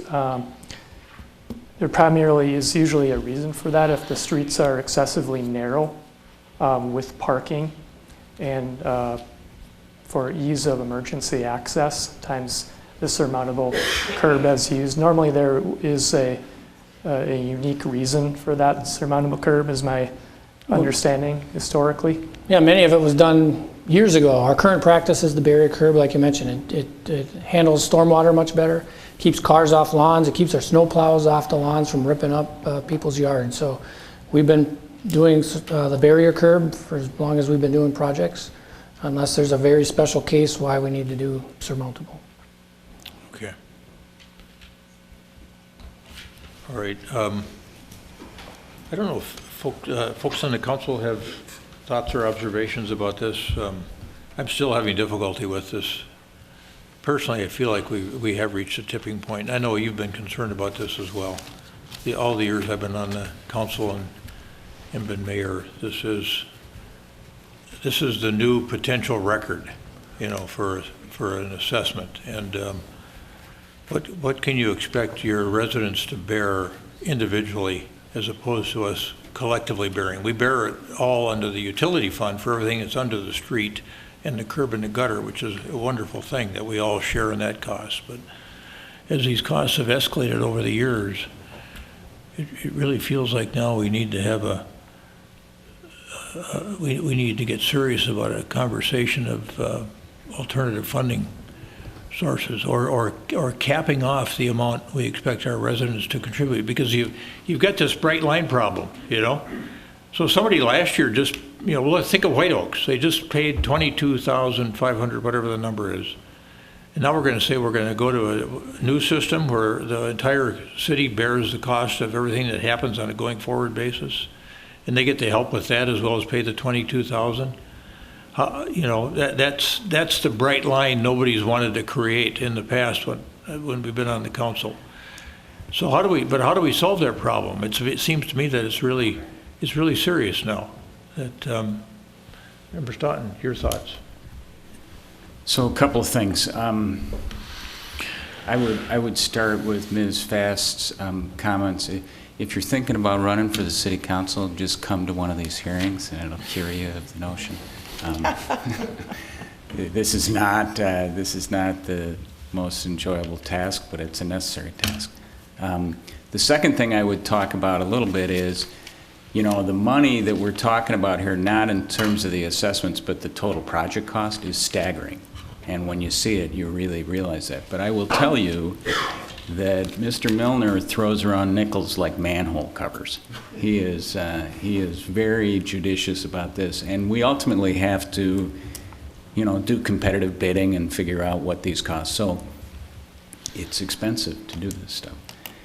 But the third thing that I wanted to mention is, with respect to this, and it's not an appraisal. To call it an appraisal isn't fair. It's kind of an eyeball, a ballpark of this. We've started doing these recently, and the purpose of it is to kind of check our math on the ballpark assessments that we're anticipating. And I think, actually, in this case, it did its job. It told us that it was too much. And then we've tried to stitch it back together by carving the district into two places and say, well, now it fits. And I think the problem is we should listen to the data that we got, which was it's not going to bear this and it's too much, and then re-rig how we figure out how we go at it. And I mean, you can keep carving and slicing and dicing and figuring it out, but I think the problem is that we got a ballpark from a qualified appraiser that said, you might be too much here.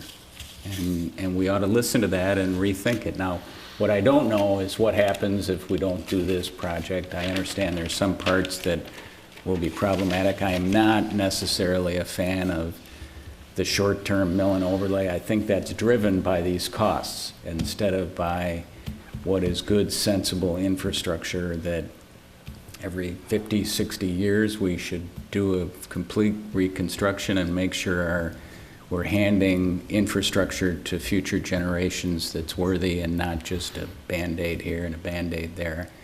And I think if it wasn't for these assessments that we're having, people would agree with that concept. It's just that the pain level has gotten so high that it's, you know, it discourages you from wanting to do that. And so, you know, just like in our houses, we figure out a way to stitch something together. If it's too much money, we'll do that. But we really know that if there's a foundation issue, we should deal with the foundation issue. But, you know, there's only so much you can do. So I don't know what the procedural alternative would be if this is something that we can wait till next year, if we carve it into different pieces, if we revisit the assessment process. You know, over the years, we have changed the amount of the project that's assessed. Even though this amount seems like a lot, the amount that we're assessing is a small fraction of the total project. And that has changed over the years. We used to have curb and gutter in it. We took curb and gutter out. Now it's just the pavement and everything else is paid for by the things. But obviously those costs are getting big enough that the resident share of it is still big. And so I don't know whether we can further tinker with that or if it's that we need to really tackle the whole assessment thing that we've been dancing around for a long time. But that's the place I'm at, just as a reflection. Good. Thank you. Member Anderson, thoughts? Thank you. In listening to the testimony and evaluating the engineering report, listening carefully, to me, this is largely a matter of expense. It's the tipping point's been reached. It's a cost that seems to be unbearable to the residents in that direct neighborhood. So we pull out pieces to argue about or go back and forth on, but the truth is, an appraiser's methodology is very straightforward. They only have the comparables or replacement cost or the value of what the property can generate if rented. So that's how they reach valuations. But that's not really that's not really the issue. A range doesn't really create a value anywhere. I get concerned about liability when I hear 2 or 3, 4 or 5 people speaking in terms of litigation. That concerns me, and it just relates to cost. And yet, if we delay making the decision, if you have a pavement rating, an average pavement rating of 17, that tells me that it's a project that needs to be done. And I think actually, all the residents agree that this is a project that needs to be done. Streets are in bad shape. Something needs to be done here. If we delay doing it, then we risk the cost of further increases in expense of the project. Next year it could be that much more. 2 years from now it could be that much more. The price just goes up, and so what do we do about it? And then I guess, ultimately we have to find an alternative route which isn't really available to us tonight. We don't have an alternative route. There was some discussion earlier about the optional sales tax, which may not even be applicable for special assessments, but may only be applicable in certain areas. So that may not be the absolute solution, although it may ultimately, if it ever occurs, could reduce other expenses which could be applied to these special assessments. So in any event, I guess I'm asking more questions than anything else. It's just I don't see a clear solution here other than to say we can delay, and in doing so, have we presented any real service in delaying? Can we find a different approach? Can we piecemeal this out? Can we take Shannon Drive and say, here, there's a mill and overlay here, on the cul-de-sac, a mill and overlay there, and is that adequate? And can that defray the larger expenses? Can we find another fund? Can we do those things? And then how much does it really bring the assessment cost down per property? So these are all questions that I think need to be explored. And I don't know what our timeline actually is. It sounds kind of as if we may be able to get back in January if we were able to research enough to come up with alternatives in finding the allocation. So I guess I'm kind of talking around the fact that it's just too much money. Thank you. Thank you. Member Brindle, any preliminary thoughts here?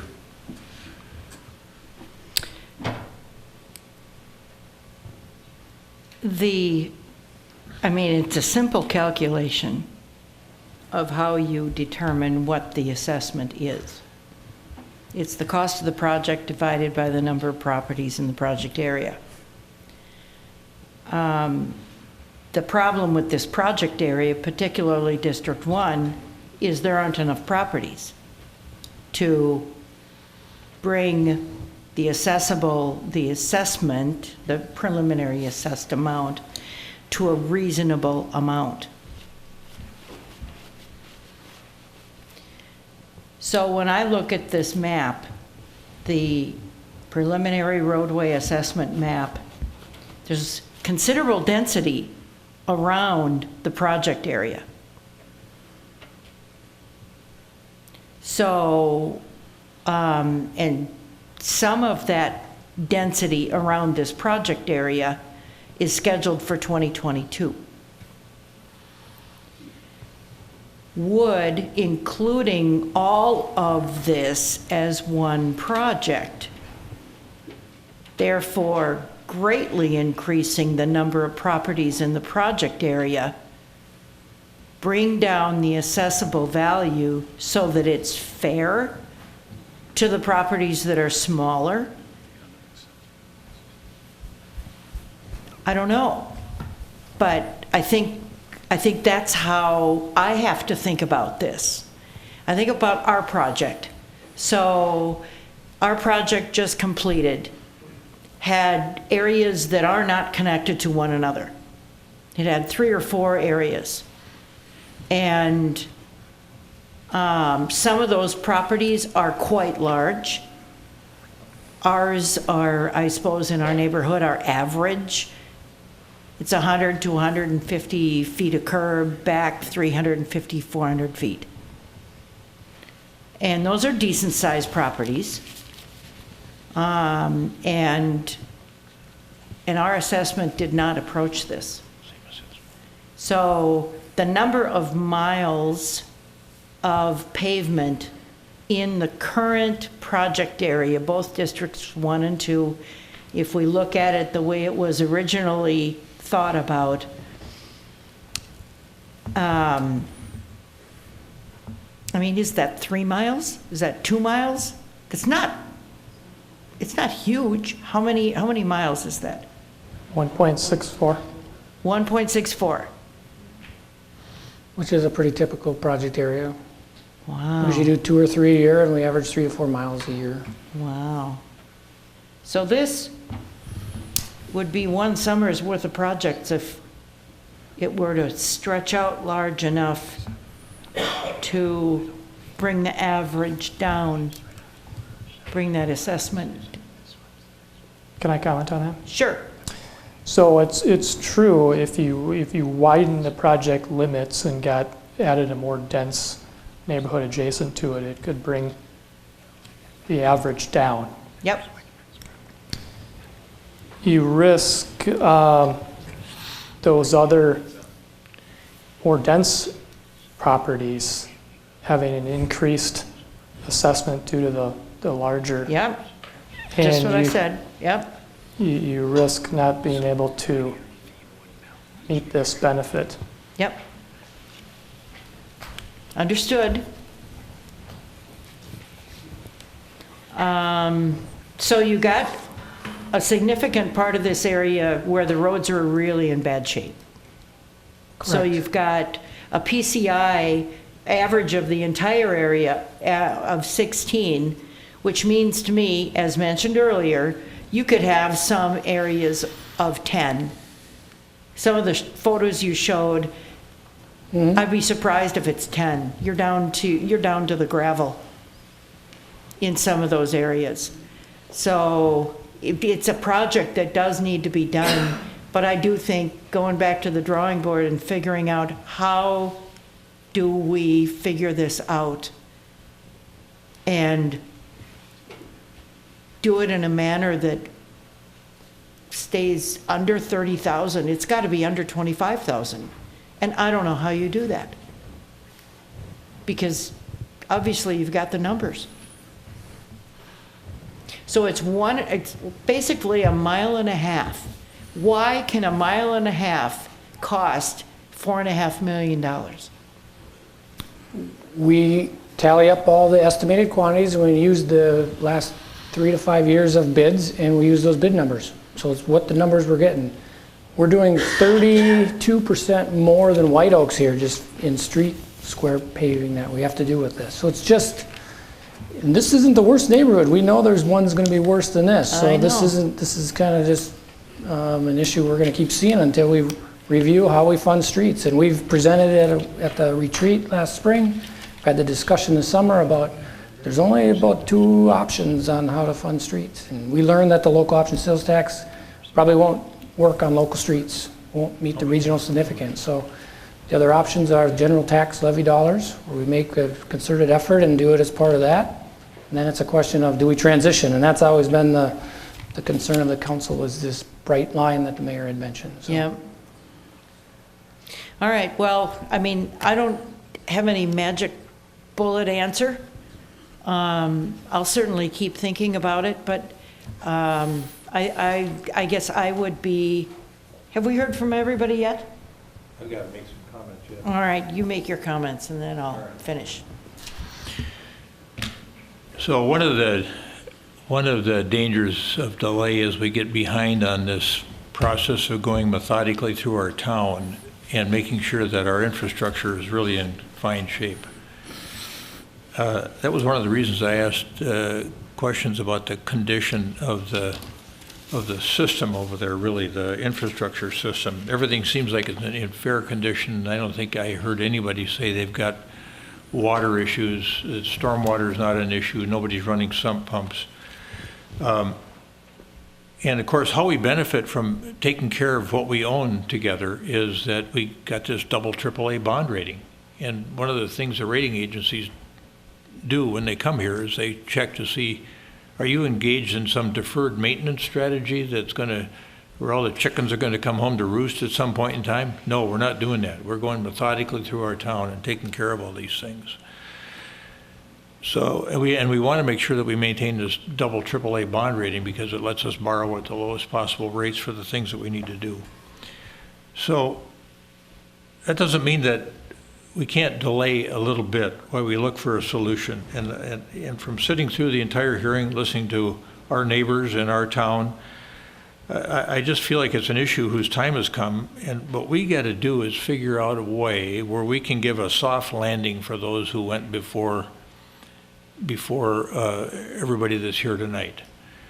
And Ron Anderson mentioned the local option sales tax. Some of you may have heard about it, others may not have. We looked at different ideas for how we could accomplish this soft landing and go forward on a different sort of basis. But what we found was with a potential local option sales tax, if my memory serves me right, first you got to go to the legislature and get them to agree that you can go back to your residents and ask them if you can do it. And then even if your residents approved imposing a local option sales tax, you can only collect the money and use it on streets that have a regional implication.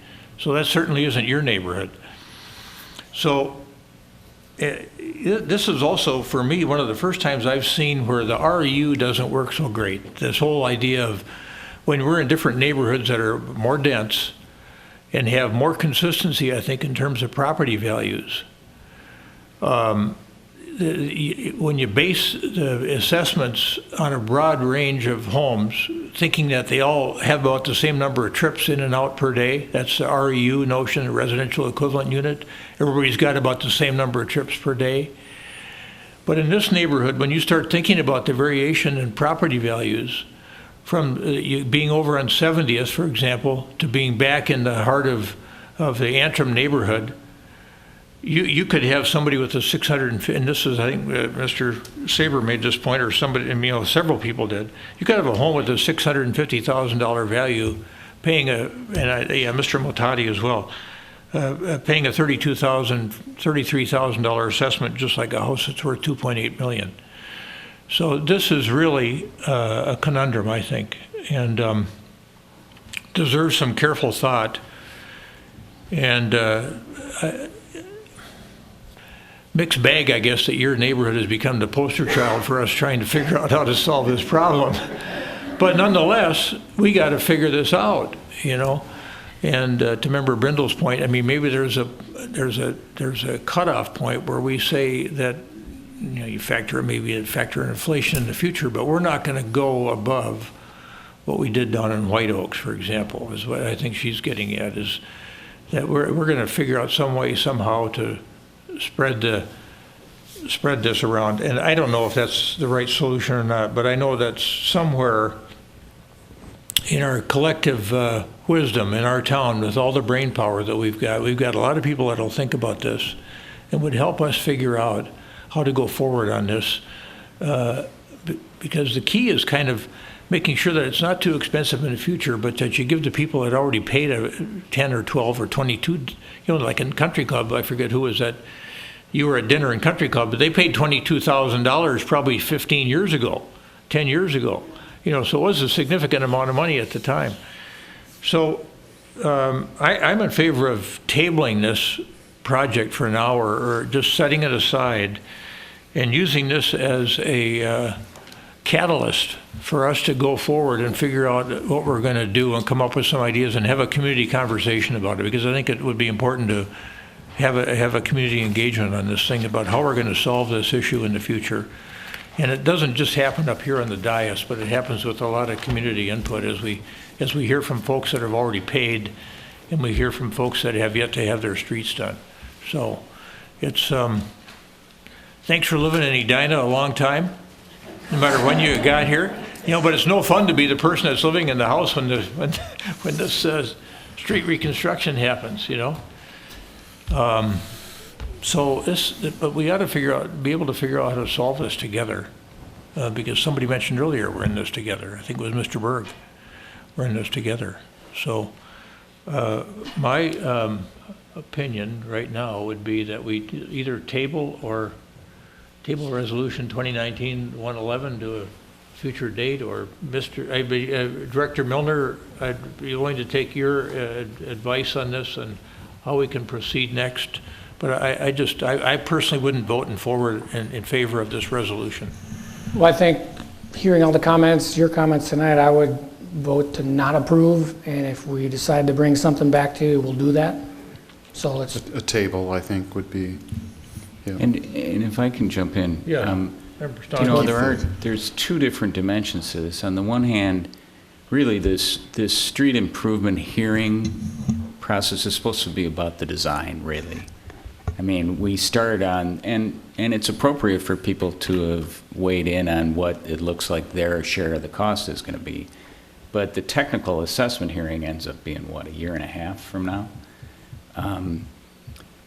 So that does give us, you know, and in the past what we've done over the years is we've kind of tinkered with what share of the total project are we going to assess.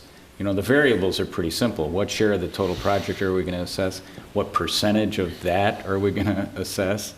And, you know, and are we going to artificially start to whittle away and create the soft landing that the mayor talks about? So I don't think we should proceed tonight, but maybe there's some staff work that can go into thinking about, you know, the design of the project, because I am sensitive to not wanting this street condition to perpetuate, at least for portions of the area. Well, let's table it then, and we can have discussions with staff and see what we can table it to a later date, and we'll make sure that we notify the residents when that discussion continues at the dais. So is there a motion to table resolution 2019-111 related to proposed roadway reconstruction improvement BA-458? So moved. And table it indefinitely. Second. Okay, we've got a motion and second to table indefinitely resolution 2019-111. Any further discussion? All those in favor say aye. Aye. Opposed? Carried. Folks, thanks for coming tonight. There's your guy, or Mr. Ditzler. We need to adjourn the meeting. Oh. So, this is like some contractor's dream. we put in everything we possibly could to make it expensive.